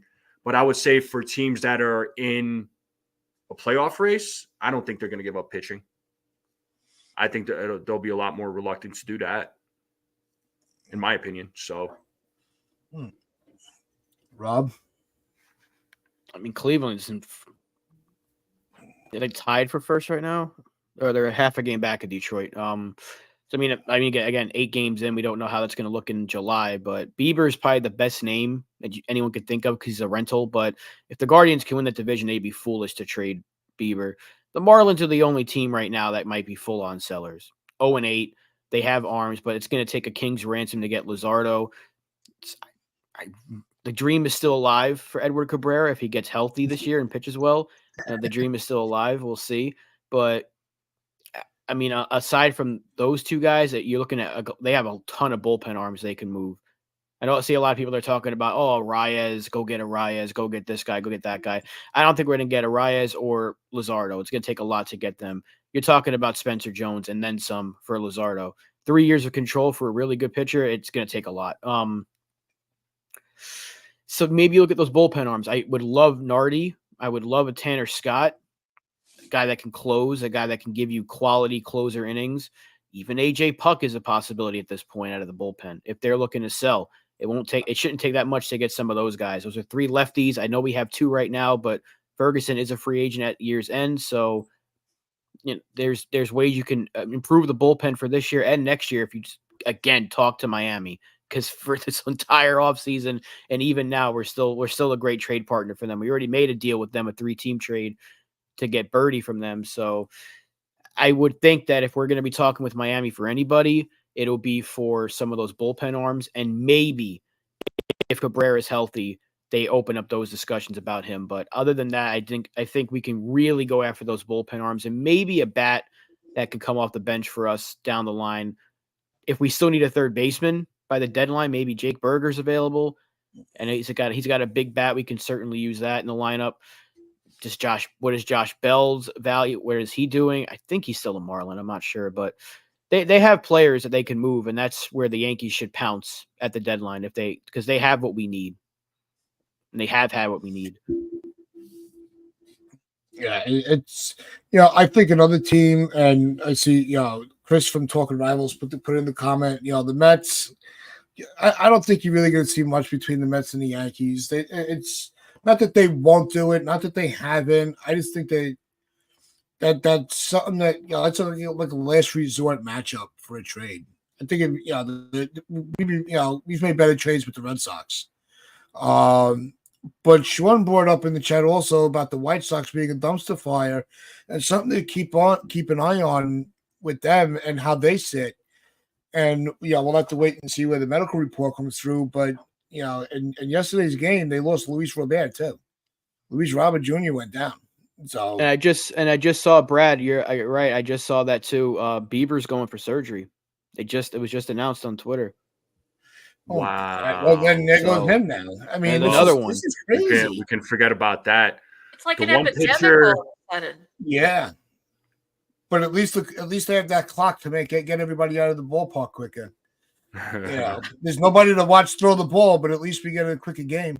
The one pitcher that that Mazza has brought up in the past was especially if we're talking about the White Sox, is Garrett Crochet. Yep. He could be an option, but he comes with a lot of years of control, and knowing the White Sox, they'll probably ask for a lot for him. So, at this point, I think if the Yankees were to trade with anybody, though, if they wanted to get a good quality pitcher, a good quality bat, I mean, they're gonna try and ask for everything from the Yankees. So, Aren't the White Sox using Crochet as a starter now? they are using him as a starter, which I don't agree with that, but maybe He's been good. he's been good. He's been good. Really good. Yeah. He's a scary guy to go up against. That's for sure. You see what they got for Cease, they might want more for Crochet. Shit. Yeah, Everyone that I wanted is off the board. I wanted Burns. Well, obviously we're not getting him. I wanted Cease. He's off the board. I would have took Bieber gladly. Well, now can't do that. Lazardo's going to cost you a freaking small village to get him. So the Yankees are going to have to really hope that Heel is good, really good. They're going to have to hope that Cole is 100% when he comes back, and that someone like Adam Warren can step up when called upon. Because right now he's in maybe Weaver in a pinch. Maybe that's what you do with Nestor Cortez. You open with Luke Weaver for an inning or two, and then you go with Nestor. Yeah, because Luke Weaver could pitch 2 or 3 innings, and at some point, and Matt Blake has said it before, but they are going to call up Will Warren at some point. I don't know when. I mean, that's probably going to be sometime around June, if I had to guess. Right? I don't know. I'm not in the room with those guys, but Will Warren is going to get called up at some point and pitch, and hopefully when he gets called up, he can pitch well. He did well this spring. I did like the way he looked. I mean, Luis Hill beat him as far as being the 5th guy in the rotation, which rightfully so. Luis Hill performed better than he did, but Will Warren is another one of those guys that's he's Major League Baseball ready, so he's ready when they need him. So he'll probably get called up around like late May, sometime in June, if I were to guess. But you or Dane would probably have that answer there, Rob. Yeah, they'll have to wait for him. He didn't look good his first start in AAA, and I don't think his spring was that good to where he should have made the team over Heel. So there's some things he needs to work on there. But again, we're looking at these injuries that are happening, and it's a UCL reconstruction for Bieber. So he's pretty much off the board at this point, which sucks for him because he looked really good his first 2 starts. But that kind of goes to show you never know. Because Loaizaga pitched the other night, and he looked great. Yeah. He got through the inning clean, and next thing you know, he's on the 60-day IL. Here's Bieber, 2 great starts, reconstruction in his UCL. So you just never know. Sometimes you feel that little twitch in your arm, and then it's the end of your season. I don't know what they're going to do now because Bieber seemed like the guy that made the most sense. There really is nobody else because Chicago has nobody. Do they trade Clevenger? Does Texas fall apart and maybe move Lorenzen? But are those guys really upgrades at this point? So a lot of these teams that are going to be out of it, they don't really have guys that are going to help you. Washington, who does Washington have? Who does Oakland have? Soon to be the No City Athletics. By the way, did you see that? Their owner talking about he can't wait to see Aaron Judge hit a home run in that minor league stadium they're going to play in next year.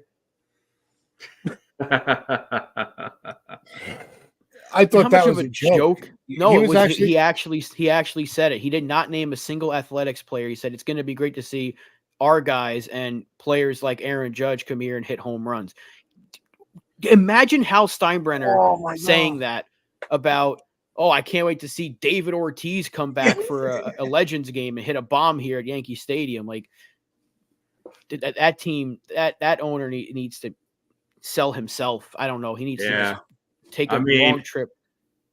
As some fans like to criticize Hal Steinbrenner at times. I mean, well, at least we don't have the A's owner. Oh my God. It makes you think about Yeah.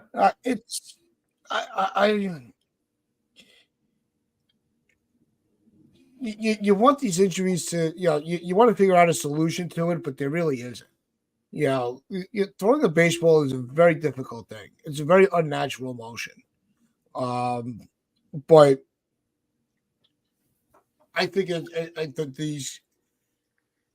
the off-season workouts, I think let's also take that into account too, because they're not taking time off.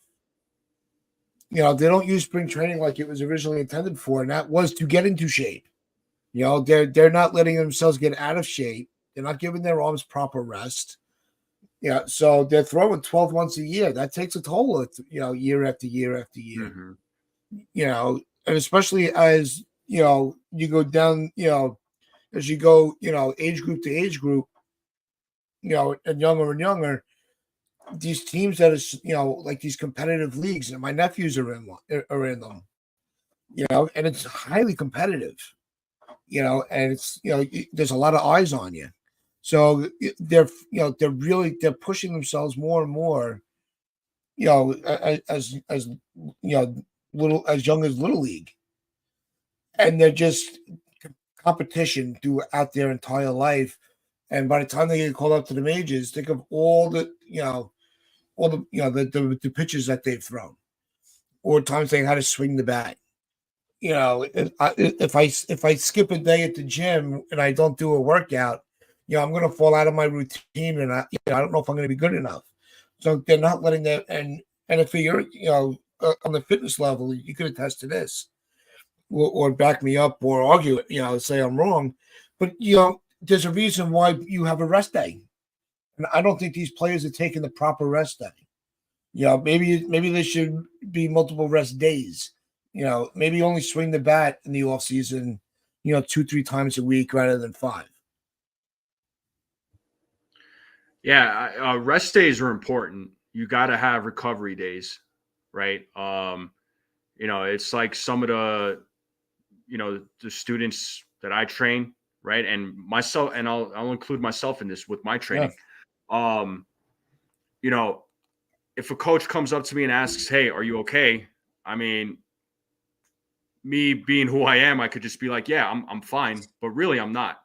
I'm just trying to fight through the pain, which is something that a lot of athletes do. So they're not being 100% honest with, the manager or the coaches as far as how they're feeling. They're just trying to push through, thinking, okay, I could get through this, no problem. I'm going to be fine. But no, recovery days, you got to listen to your body. I mean, you guys already know I'm big on health, and if your health is bad, I mean, nothing else matters. It really, like, everything else goes out the window. So yeah, having those recovery days, having those rest days, it's really, really important. And there's been times in the past I had to take a couple of weeks off or 1 week off, but that was due to me not reacting sooner, which makes me miss more time. So the earlier you act, the better. You don't have to miss as much time. But sometimes it's just too late, and then you miss a whole bunch of time. Right. So, you got to act quick on those. You have to, the earlier, the better, as far as letting injuries let it be known to your coaches, to your managers, whoever it may be. So, sometimes these guys, sometimes with baseball players, I don't think they're being 100% honest with the medical staff. Because if the medical staff asks you, "Are you okay?" and you tell them, "Yeah," I mean, they kind of have to take your word for it. But if they see something's completely off, then they take responsibility. Should, hopefully, but yeah, that's where it comes to making the players that need to hold just as much accountability as we all scream about the training staff. But it's like going to the doctor and you have a cold, but you also have a stomach ache, but you only tell them about a runny nose. They're not going to be able to help you with the digestion. They're just going to help the congestion. So they got to get full disclosure to the medical staff as well. Mm-hmm.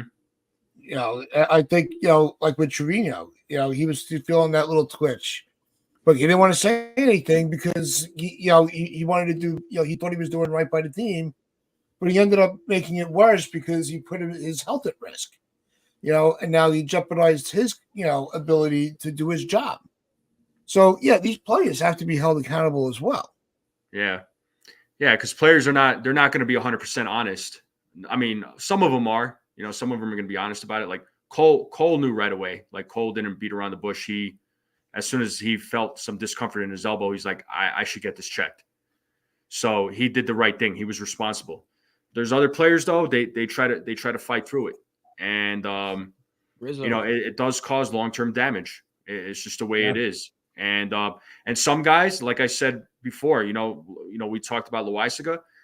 Unfortunately, he's just one of those guys. He just can't stay healthy. Some players, they just can't stay healthy. I mean, they do everything that they can, but it's just their bodies can't. It just doesn't keep up, and it's unfortunate. It sucks, but again, it's part of the game, part of the sport. You see that with every sport, and there's really no way around it. Injuries are just part of the game. Yeah, no, I'm still listening in. I just had it go off screen for a second. But You're good. But that's kind of that's my Rizzo take on last it. year, though. What was that? Remember with Rizzo last year, he didn't tell anybody he was feeling those symptoms. So we all blamed. I'm going to put myself in this as well. Yeah. We all blamed the Yankee staff. They're like, oh, that's terrible. They cost this guy his career. Rizzo didn't say anything. Right. He didn't complain about it until late. It goes both ways.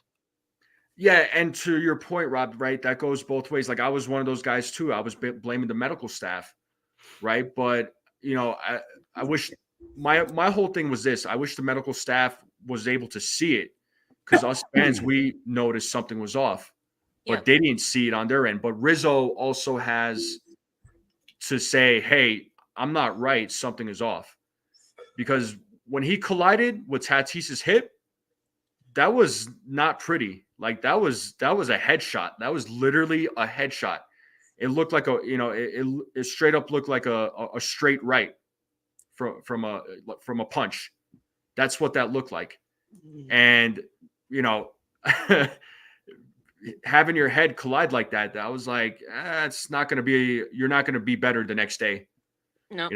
That was one of those things where you should have been, you shouldn't have been playing for a week or two, depending on how you recover. But he should have been at least out for a week right after that. So,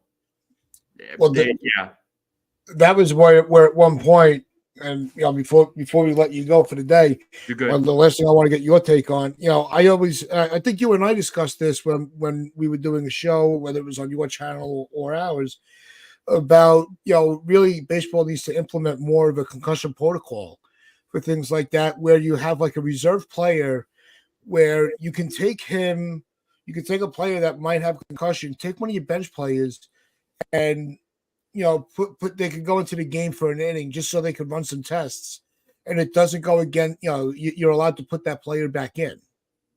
You know what I mean? So you'll have where, with Rizzo, they could have, say DJ was on the bench that day. They could put DJ at first base. You're still allowed to put Rizzo back in and use DJ at a later time, like as long as it's for a concussion protocol, almost like with the NFL. The guy will come off the field and then he comes back in. Baseball may need to take a look at some of these protocols where they don't, you could take a player out, make sure he's okay, and if he is, he can go back on the field. It's an idea. I mean, I would like that. And I don't know how often concussions happen in baseball. I mean, maybe you guys know better than I do as far as that goes. I feel like it's rare, but I don't want to say rare, but it doesn't happen as often as it does in football. Yeah, I think it's safe to say that. Well, not numbers wise, but like just the fact that a sport has a protocol for it. Yeah. Baseball really doesn't. They don't have the because it's really not known as a contact sport. Right. So you'll see where players just they need to have something where there's no penalty to the players for saying, look, can you just check this out real quick? Or if a player gets hit on the hand, rather than just, stopping the game, let them come out, put a pinch runner in, check them out really good. They want to talk about the pace of play. These are things that may seem minuscule in a chat like this, but in the long term, it might be something that, you know, evolves into a bigger discussion. It's something worth having. You know, it's something worth having. I think they need to have some sort of a protocol in you know, in baseball. I mean, we all saw what happened with Rizzo, and you know, unfortunately, there was none of that concussion protocol. So, you know, he was able to go back out there and play the game. You know, but yeah, there needs to be something with that. I don't know. Major League Baseball in general has to do better with a lot of things, you know. But Yeah. You know, but the concussion protocol, it's something that needs to be implemented, definitely. And my whole thing with Major League Baseball is just how do they come down on these injuries? You know, but I don't know if it's their responsibility to come up with some sort of rule on that, but because again, the numbers are going up big time. So Yeah. So, listen, NFP, I want to thank you for your time hanging out with us. We will be having our next guest coming up, but give us your final takes and tell them, you know, mention again where people can find your channel. Yeah, I'll post a link in the chat, but yeah, you could find me on YouTube, The Strike Zone.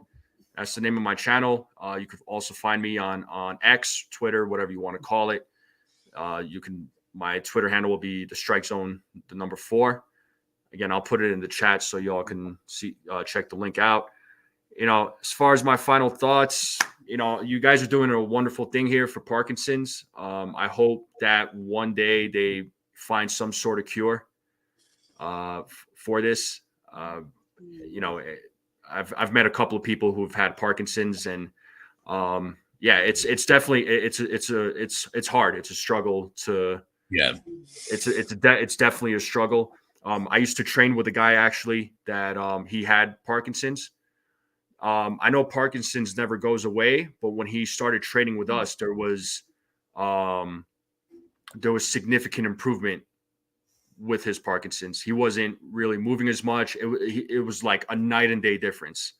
You know, there's still some struggles there that he goes through, but you know, as far as the improvements that he made, right, especially with joining us and doing what he was doing, you know, he looked a lot better than when he first started out. So some of those exercises, you know, boxing is always a big thing. That's why a lot of folks who have Parkinson's will take boxing lessons, because it does help with the hand and eye coordination. It does help. Okay. Yeah.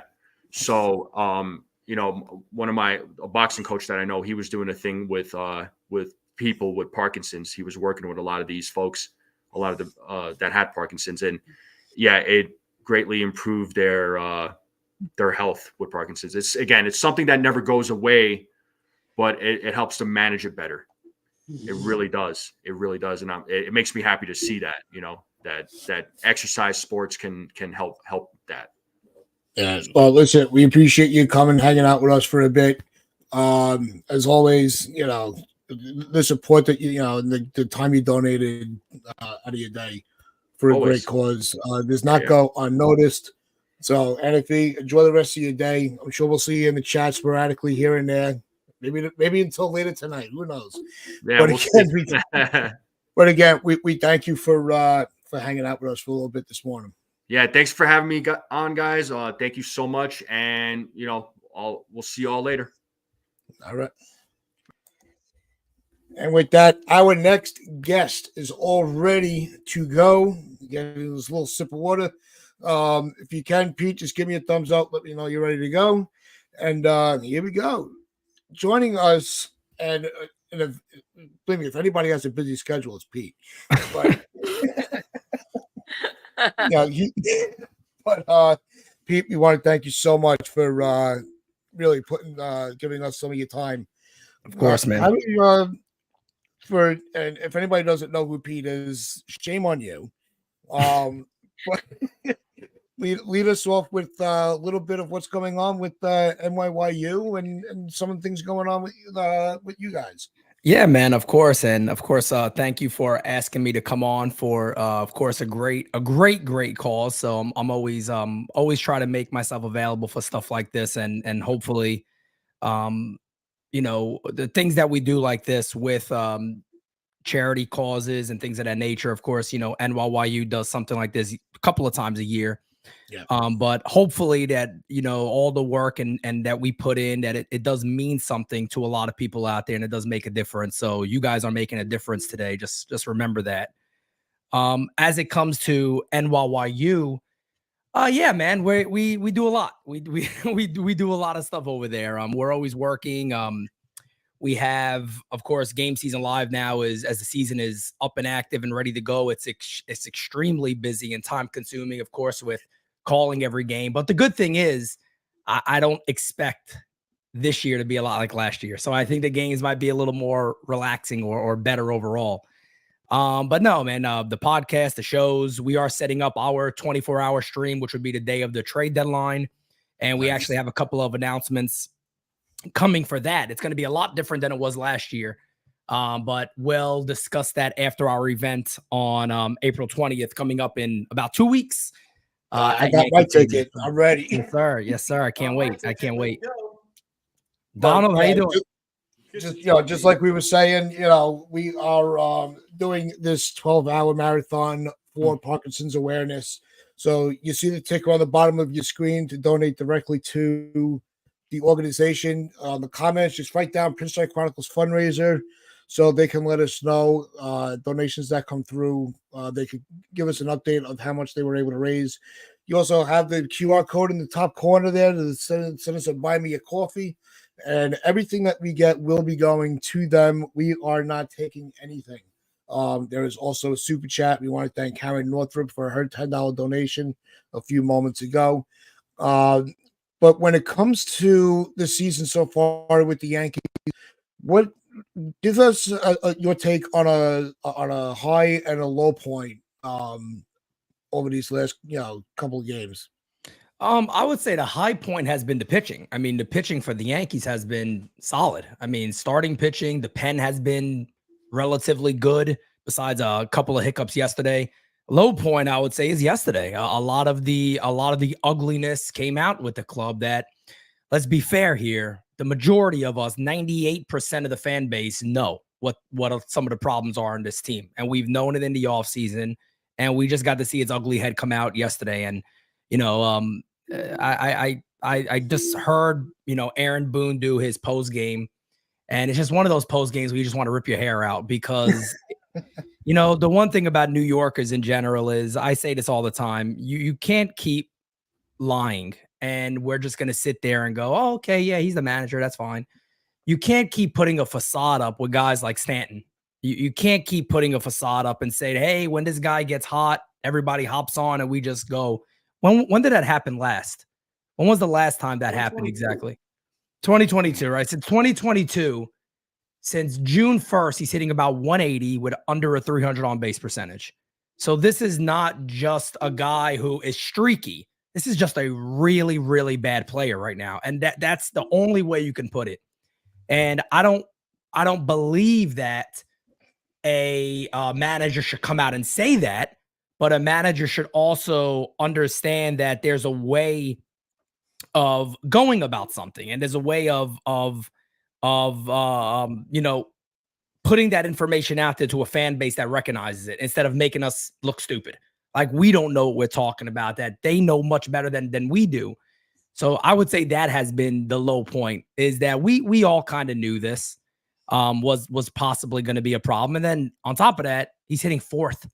He's hitting fourth for the New York Yankees. There was no justification for that, Pete. There was none. Like, there was not one single at bat that I've seen this year that merited him getting the cleanup spot, because he hasn't done it all year until that point. So where did that come from? Even worse, Donald, is that Aaron Boone also went out there to say it's not like he's just, swinging and missing or just whiffing at pitch. This guy's missed baseballs by a good foot. I could probably count a good 14 times. Then it's not, I'm sorry, but it's not normal. You don't see average, everyday ball players go up there and miss pitches by a foot.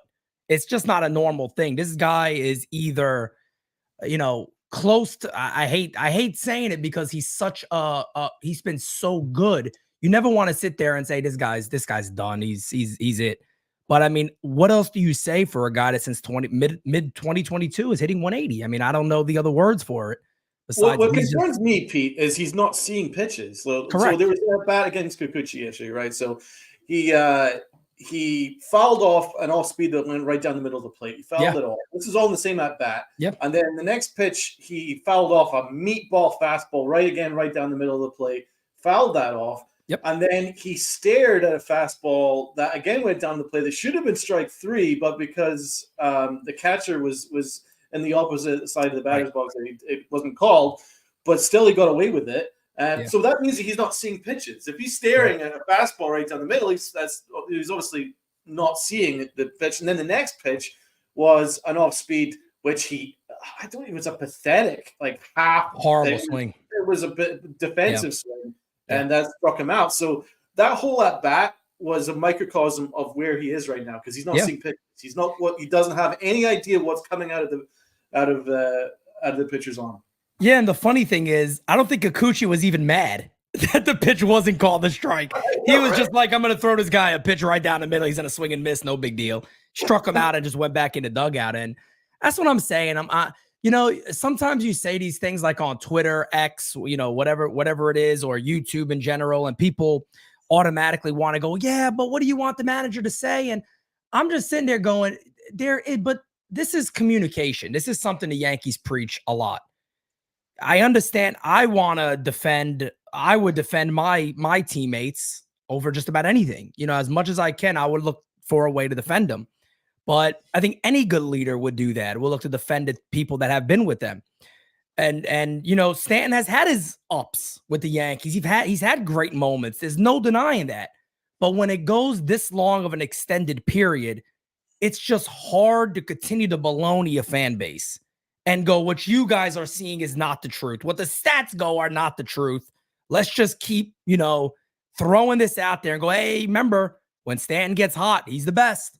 When he gets hot, there's nobody like him. And you're sitting there going, can't just one media person go, but Aaron, when was that last time exactly? Or here's the stats, Aaron. What are you guys talking about exactly? That's all we want. And that's why a lot of times I do come after the beat writers and I go, look, guys, you guys are, and maybe they don't believe this, but I speak with Kevin Kernan, and Kevin Kernan was, wrote for the New York Post for 30 plus years. And one thing Kevin Kernan always tells me is that he always believed, and maybe everybody doesn't, that he was the middle person for the fans and the front office or the manager. I ask the questions that sometimes, fans have concern about, and I bring those questions up. I just one day want the media just to be a little, and again, it's not rude. It's not being negative. It's not attacking. It's very, very simple to say, hey, here are the facts, but here's what you're saying. So where's the issue here? What's the real problem? What's the real cause here? Because what you're saying just isn't adding up. And the fans want to know. People want to know this. It's not adding up here. So that to me is just more of the lows that we will see from the Yankees that has happened last year, because let's be real here. Stanton's probably not going anywhere anytime soon. Right, and it'd be a different story if he was hitting, like if he was just missing a few pitches here and there. Like I think Judge the other night in Arizona, he got robbed of a base hit that he hit a bullet right up the middle. Yeah, but Stanton's not doing that. Stanton had one good looking hit. That was two, the double and the home run. And outside of that, it's been bad at bat. So you haven't seen any sort of signs that the turnaround is coming, because that's what you look for. If a guy's going through the slump, but he's hitting the ball hard, he's hitting it well, he's just getting unlucky. That happens with Torres, it happens with Judge, to Rizzo to a degree at times, but it hasn't happened with Stanton. You haven't seen that glimpse of hope that he's going to come out of this slump, because he's not hitting it at all. If he was hitting the ball for some power and he was just dying out at the warning track, or he was getting robbed here and there, you'd be like, okay, Boone's got a point. But right now there's no substance to back up his argument, because he hasn't hit. He's swinging so hard that you thought he caused the earthquake. That's how, and he's missing. Everything is just bad from him. And I've been such a big supporter of him. He was my pick for the comeback player on the team. I thought he was going to lead us in RBIs, but I'm like 8 games in. I'm looking like an idiot. And I don't want to say that only 8 games into the season, but he's looked so bad that I can't find any silver lining in this. And they need to either take him out or play him only against lefties, or just drop him in the lineup completely to like 7th or 8th. And I didn't think that would be possible 8 games in, but that's how bad he's been. And I hate to see it because he's been such a good player throughout his career, but something's got to give with him. And Aaron Boone's never been good at giving us a straight answer. So I'm not surprised that his answer was what it was yesterday. Correct. I'm there with you. And the scariest thing about Stanton is, I know it's 25 at bats, and yes, nobody should overreact with 25 at bats, but we've seen this for a while now. That's why we're acting this way. If this was Soto, let's just say for an example, right? We're sitting there going, we know who this player is. We expect him to come back. Maybe it's the New York thing. He's trying hard. He'll come back. He'll be fine. But we've seen this for so long now with Stanton. The guy's striking out at a 50+% clip. He has 13 strikeouts and 25 at bats. I mean, he's not like you guys said, right? He's not just fouling pitches off. He's not driving the ball to left field. He's just late. It's not a timing issue. It's none of that. This guy is just missing by a lot. Like as Donald said, you would go up there and say, "Can Stanton see? Has anybody checked that if this guy can see?" Johnny Lasagna from NYU, and of course, pretty well known on Twitter. He put out a great tweet, and I was laughing about it. And this was in the offseason. He goes, "Hey, man, look, you could lose all the weight in the world. Is that going to help you recognize sliders?" And, you can get in the greatest shape of all time. Maybe it's better. He does, to his credit, he looks like he's moving better. He looks like he's running better. To his credit, to be fair to him, there looks like there's improvement there. But it's not going to help you recognize sliders. And let's be real about one more thing. He is a year older. It's not like he's getting younger. He's getting older. So, how much does he really have left? How much can he really put out there? Some people go, leave him in the outfield. And I'm sitting there going, why? Played the outfield a lot last year. What was the difference? I know we want to find a solution because we like the guy. Let's be honest. Nobody sits here going, we don't like Stanton. We like the guy as an individual. But let's be honest, as a ball player now, the Yankees are a month or so away from having way better options. Jason Dominguez is going to be ready. Are you going to really leave Dominguez in the minors? Because, hey, I'm sorry, we're paying Stanton. At that point, pay for the roster spot and tell him to go. Spencer Jones, baby. Give me the Spencer Jones. You never know. You got Spencer Jones on the way up. There's many guys down there for the Yankees. You got Ben Rice, who's already homered in AA, probably be up to AAA quicker than anybody. There's a lot going on in the Yankees minor league system, and they got a plethora of talent down there, and they're going to need to find some spots for this guy. And I'm sorry, but you can't let Stanton clog a spot up and just say, "Hey, man, unfortunately, he's getting paid, and we got to play him." It can't be that way if you're the New York Yankees. You can't do it. No, we were big proponents, and we were rooting for. I don't think anybody here, is really hating on him for who he is as a person. He's done a lot of good things, and we'd always said for a while, you took the NL MVP and you put him in a DH and expected him to be an MVP. Yeah, and he was playing the field in the National League because there was no DH yet, so that was where you started to get a lot of that, and we were pushing for it. Put him in the field, keep him loose. Don't have him just sitting on the bench waiting for an at bat. Yeah. Because I think that's when he was his most productive, was when he was more involved with the game. But his health really did kind of force the Yankees' hand when you look back. Yeah. And yes, we gave him a ton of credit for standing in front of the camera. Right. We were talking on your stream the other day. The accountability bank is empty. Yeah, no doubt about it. You hold yourself accountable. That only goes so far. How about you build your bank with some production and see where you're at? And that's what you have to do. And I go back to this a lot. So I speak with Ozzie Guillen Jr. a lot. And one of the original things that Ozzie told me, and actually this is directly from Ozzie himself, the manager of the Marlins at the time. Stanton was a great guy in the clubhouse, a very, very good guy. The thing with Stanton was, he told me back then his knees were shot. Back then his knees were shot. So you're talking about a guy that played on that turf, that beat himself up for a few years. It didn't handle it well. A big muscular guy. Let's be honest. Sometimes those bodies break down a little faster. We see it happen a lot. It gets a little more tight. I remember Eric Kratz spoke to me about this too. He said, high butts lead to pull hamstrings pretty easy. And Stanton's a guy he has a tight body. He's very well in shape. And a lot of times things like that, it could eventually beat your body up a bit. And when you're playing the outfield like that, and it requires a lot of running, and you're playing on a thing that is not good for your knees as it is for all those years, you get beat up pretty quick. And I think just what we're seeing is a guy that's broken down. I think it's really that simple. I think he is trying. Don't get me wrong. I don't think anybody's sitting here saying that there's no way that I don't think anybody sits here and goes, Stanton doesn't care. Stanton doesn't care. Stanton doesn't care. He's collected his money, go home. I think Stanton probably is embarrassed at this point that this team got Aaron Judge and we were supposed to be the guys to move forward. But man, Gleyber Torres had a better year than me last year. You can count the players that had better years than me last year on this club. I was supposed to come here and be a powerhouse for this team. And look, I've been a mouse. I mean, in reality, I have not been the guy that New York expected me to be. And it probably is rather embarrassing.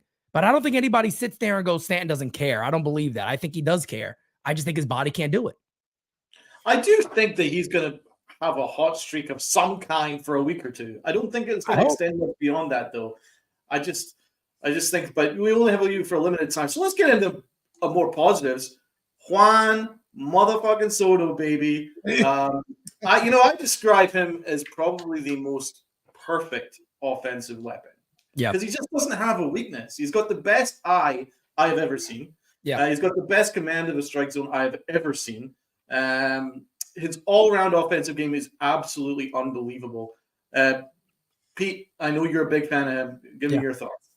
Yeah, man, perfect fit for the Yankees. I mean, I go back, if anybody remembers the channel before we were NYU, back to Simonetti source stuff and all that, man, I've been screaming at the top of my lungs for Soto to be a Yankee when he was a National because it just made all the sense in the world. Because, again, if you were a fan of and a lot of times now I reference the 09 team because there's a lot of people that watch that never seen the dynasty. So they don't necessarily understand. So I always go, looking back at the 09 roster construction and the way it was, the Yankees are developing something similar to that. They have that really good lefty-righty switch hitter balance. They're developing that. They are working pitchers more than they ever have. And that's something they must continue because that is huge for, the success they're going to have. But you look at Soto and he really is the perfect Yankee. I mean, he fits the uniform extremely well. I mean, he fits it extremely well. He puts that uniform on and you go, let me look at how he looked as a National and then as a Padres. Like, yeah, it doesn't look right. Like this guy looks right as a New York Yankee. And he really is a perfect fit. And now it's all about, building those other pieces around him and continuing to do that. But I do think a lot of that's going to come from the Yankee system, even this year, to really make this team a very threatening offense. I know there's concern that they can still have games like they had yesterday. But I also think it has to do with the way the lineup is constructed a little bit. I think there needs to be a little work there. And yeah, it didn't help that DJ LeMahieu is hurt again, and who knows when he's going to come back. Do you think the Odor signing means that we're not going to see DJ for a long freaking time? No, I'll be honest with you. I think the Odor signing was more of a it could be that. I don't want to rule it out, but I think it was more of the Yankees doing him a favor, to be honest, to let him get at bats in the minors, to maybe find work somewhere else. That's what I think it was more than anything. I don't know if the Yankees would do that. I mean, to be fair to our guys and the guys in our system currently, I would, if that was the case, I'd rather see a guy like Caleb Durbin come up, who we saw a lot in spring training.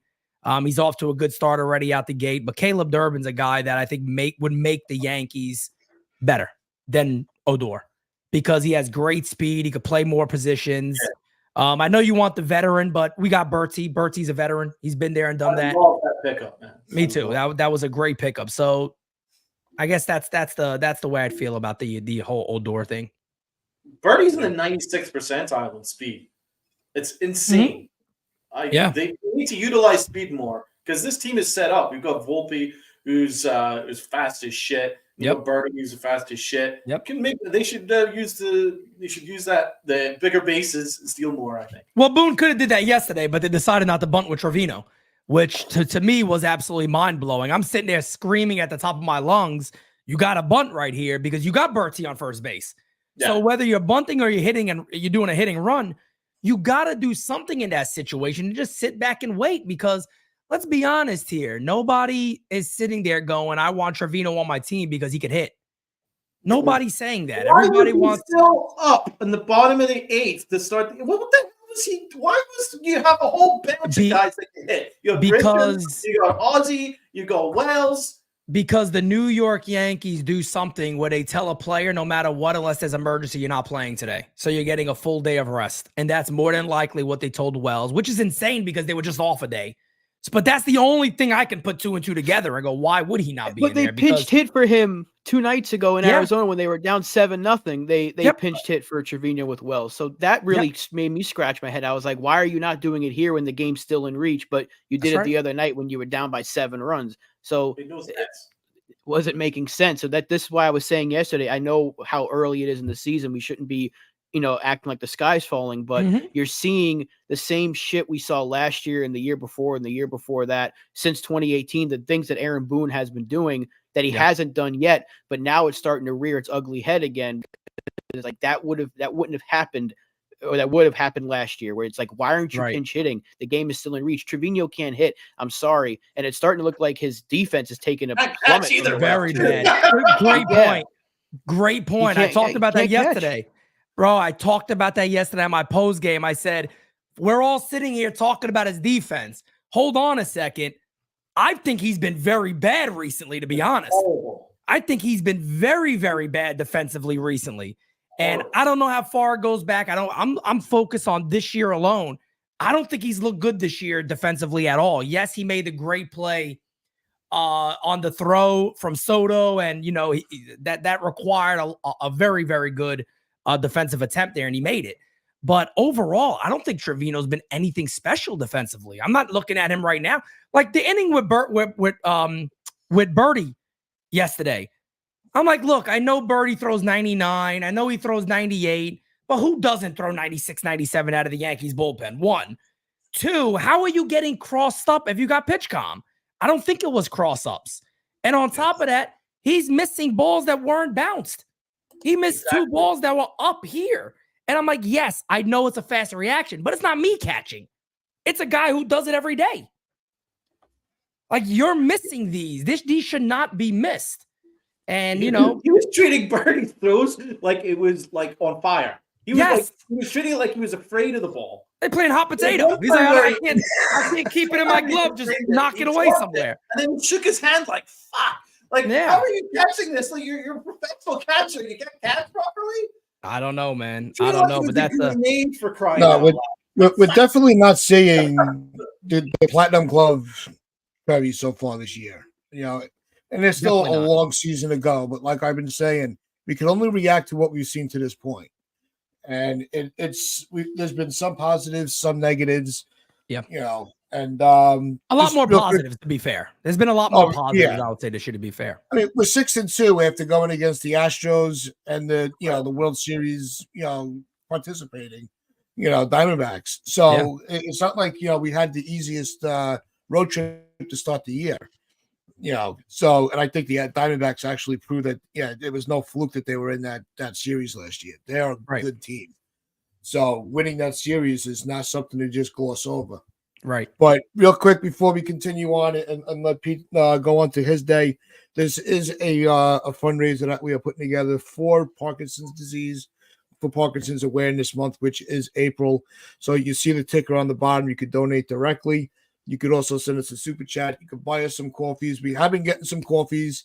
We will break some of that down in the next stream, because at 12 o'clock, we will be jumping over to the next link. And we will continue on for another 4-hour block. So we will be ending this shortly. Pete, I just want to be very appreciative and respectful of your time. Appreciate it. One of the things that we've been really also discussing is the pitch clock and the effect of the injuries with the pitchers. What do you see? Yeah, I mean, I think there's evidence behind it. I think there's evidence behind it that there's a leading issue here with it. And I remember a lot of people saying that they would probably change this past offseason, and it didn't change. But I do think it's something that will eventually change. I think it is leading to an issue. It's 100% is leading to an issue. I don't think it's a coincidence. I think it's fairly obvious. Again, I think there's evidence to back it. Again, you see today that now Bieber is out, and Bieber's gonna get Tommy John, which kind of sucks because I think he could have been a really good target, possibly for the Yankees, for a lot of clubs out there, probably. So I'm pretty sure Cleveland is kind of banging a table right now themselves because they probably could have got a pretty decent haul for him. But the same thing with the kid on the Marlins, who's a great young kid coming up and had a great season last year. But a lot of these guys, it's almost like at this point now, they've been doing this in the minors for a little while too. So you're almost sitting back going, all right, who's the young prospect coming up? All right, when is he getting Tommy John? You're almost happy that Luis Hill had Tommy John surgery already. You're almost sitting back going, that's a plus. At this point in baseball, it's almost like it's a plus. The Yankees also, if you guys didn't know, Chase Hampton, who's one of their top prospects, has a slight tear in the UCL. So, they're trying to do PRP injections and things like that, and they're hopeful that he won't need it. But let's be honest here. If you got that right now, you're going to get it at some point. I mean, you're going to get it at some point. Yeah, and we're always saying, when you're talking about trade prospects and trade acquisitions, who you're interested in, you're always like, all right, he's got a 3 ERA, he's got this, he's already had Tommy John, like it's already in the conversation. Yeah, of course. When you're evaluating a player, if they've had the surgery or not. Yep, of course. So of course it's definitely something that as podcasters, we've been bringing this into the discussion for a while, but now you're seeing it start to break into the mainstream media discussions as well, which is only a positive because the pitch clock has to be, I don't want to say all of the blame, but it's got to be a key factor to it. No question about it. And it's something that baseball has to do a better job with. And I think a lot of players would also say the same thing that, if you want to have a pitch clock, fine, but you give them a little more time, give them a little more time to get adjusted, get set on the mound, especially in stressful moments. I mean, that's the stuff that really gets you when it's the high stress innings, you got runners on base and you're trying to do a little more. Those are the ones that'll get you. And I do think the pitch clock is fine, but I do think they need to extend that time out a little bit more, just to be fair. I mean, I don't know. I don't see what's the problem there with doing that. I don't get it exactly. But you did bring up Luis Hill, and he's actually one of my picks is to have a breakout year. Yeah. I absolutely adore his stuff with that 100-mile-an-hour fastball and Oh, yeah. killer slider, and he's worked in that changeup as well. Mhm. Tell us what you think about Hill, and is there going to be an innings limit, and what's going to happen when Garrett Cole comes back in June? Does that mean that Cortez is taking out the rotation, or do you think it's going to be Hill? So Luis Hill is he's interesting, man. I've been a big fan of his for a while. Comes from a great family in Dominican Republic. Extremely hard worker. I know people sit there and go, "Hey, this guy worked hard." It's kind of the cliche thing. He worked hard to get back to this point. If anybody paid attention to this guy's social media, I mean, it was every day. It was every day. He was running with the weighted vest on. He's also looks a lot different than he looked last time we saw him. He's a lot thicker. He's definitely put on quite a bit of muscle. But he's a guy that people also forget. He's a rookie. A lot of people forget that aspect of it, that Luis Hill is a rookie. And they think oh man, we saw him 2 years ago or so. Baseball America just nicely put him at number 100. And they said, we'll leave him at 100. Criminal, to be fair, based on his stuff, that is criminal that he's 100. He's in the major leagues doing it. It's a bit insane. I guess they haven't, seen the workload, but he's definitely a lot higher than the top one than a 100 level prospect. No question about that. He just got unbelievable stuff. He got top of the rotation stuff. His problem is always going to be, can he repeat his delivery enough and have that command all the time? Is that command always going to stay there? But he's a guy. I'm there with you. The Yankees came out and they said, hey, and this is more New York Yankee stuff. This is their great communication. They came out and they said, hey, we're going to base this more off of feel and this and that. But let's not fool ourselves here. Luis Hill has an innings limit. and is probably sitting right about 100 is where his innings limit is. Maybe less, maybe 80 is where his innings limit will be. What I do believe the Yankees will do, and I don't know if this has anything to do with Cole, maybe it would, but I think what they'll do with Luis Hill is when he gets closer to that innings limit, I think they'll transition him to the bullpen, and they're going to let him finish the year so they can control it a little bit for the end of the year. Then they'll jump right back in as he's more built up to go in as a starting pitcher. Didn't they make that mistake with Jobber Chamberlain though? They did, but they did it wrong. Really. They did it Yeah, very really. wrong. They went back and forth on it, and you can't do that. If you're going to do it with a guy like Hill, it's different to say, all right, you're at 85 innings. We want to kind of limit and control you a bit. We'll have you come out of the bullpen. Really, we could see you as being a guy that could almost be, quote unquote, like how Phil Hughes was in 09.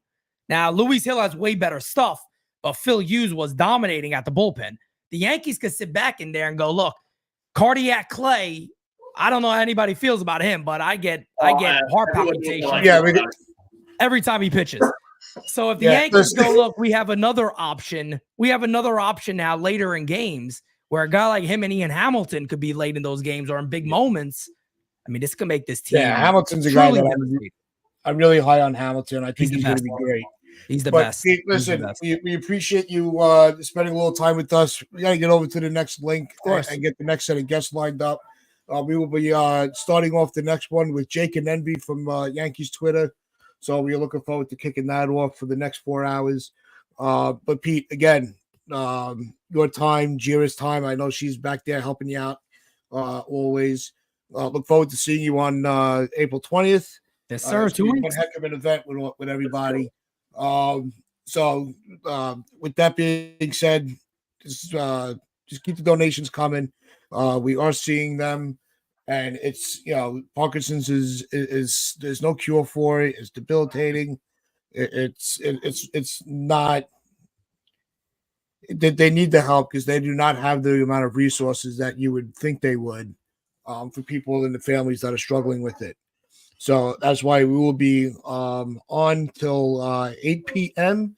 So with that being said, Pete, again, thank you. And to all the guests that did join us for the first segment, you guys are the stars of the show. Everybody in the chat, we appreciate you just as much. So I'll sign off with this as I always do. Just wear your pinstripes with pride. Play hard.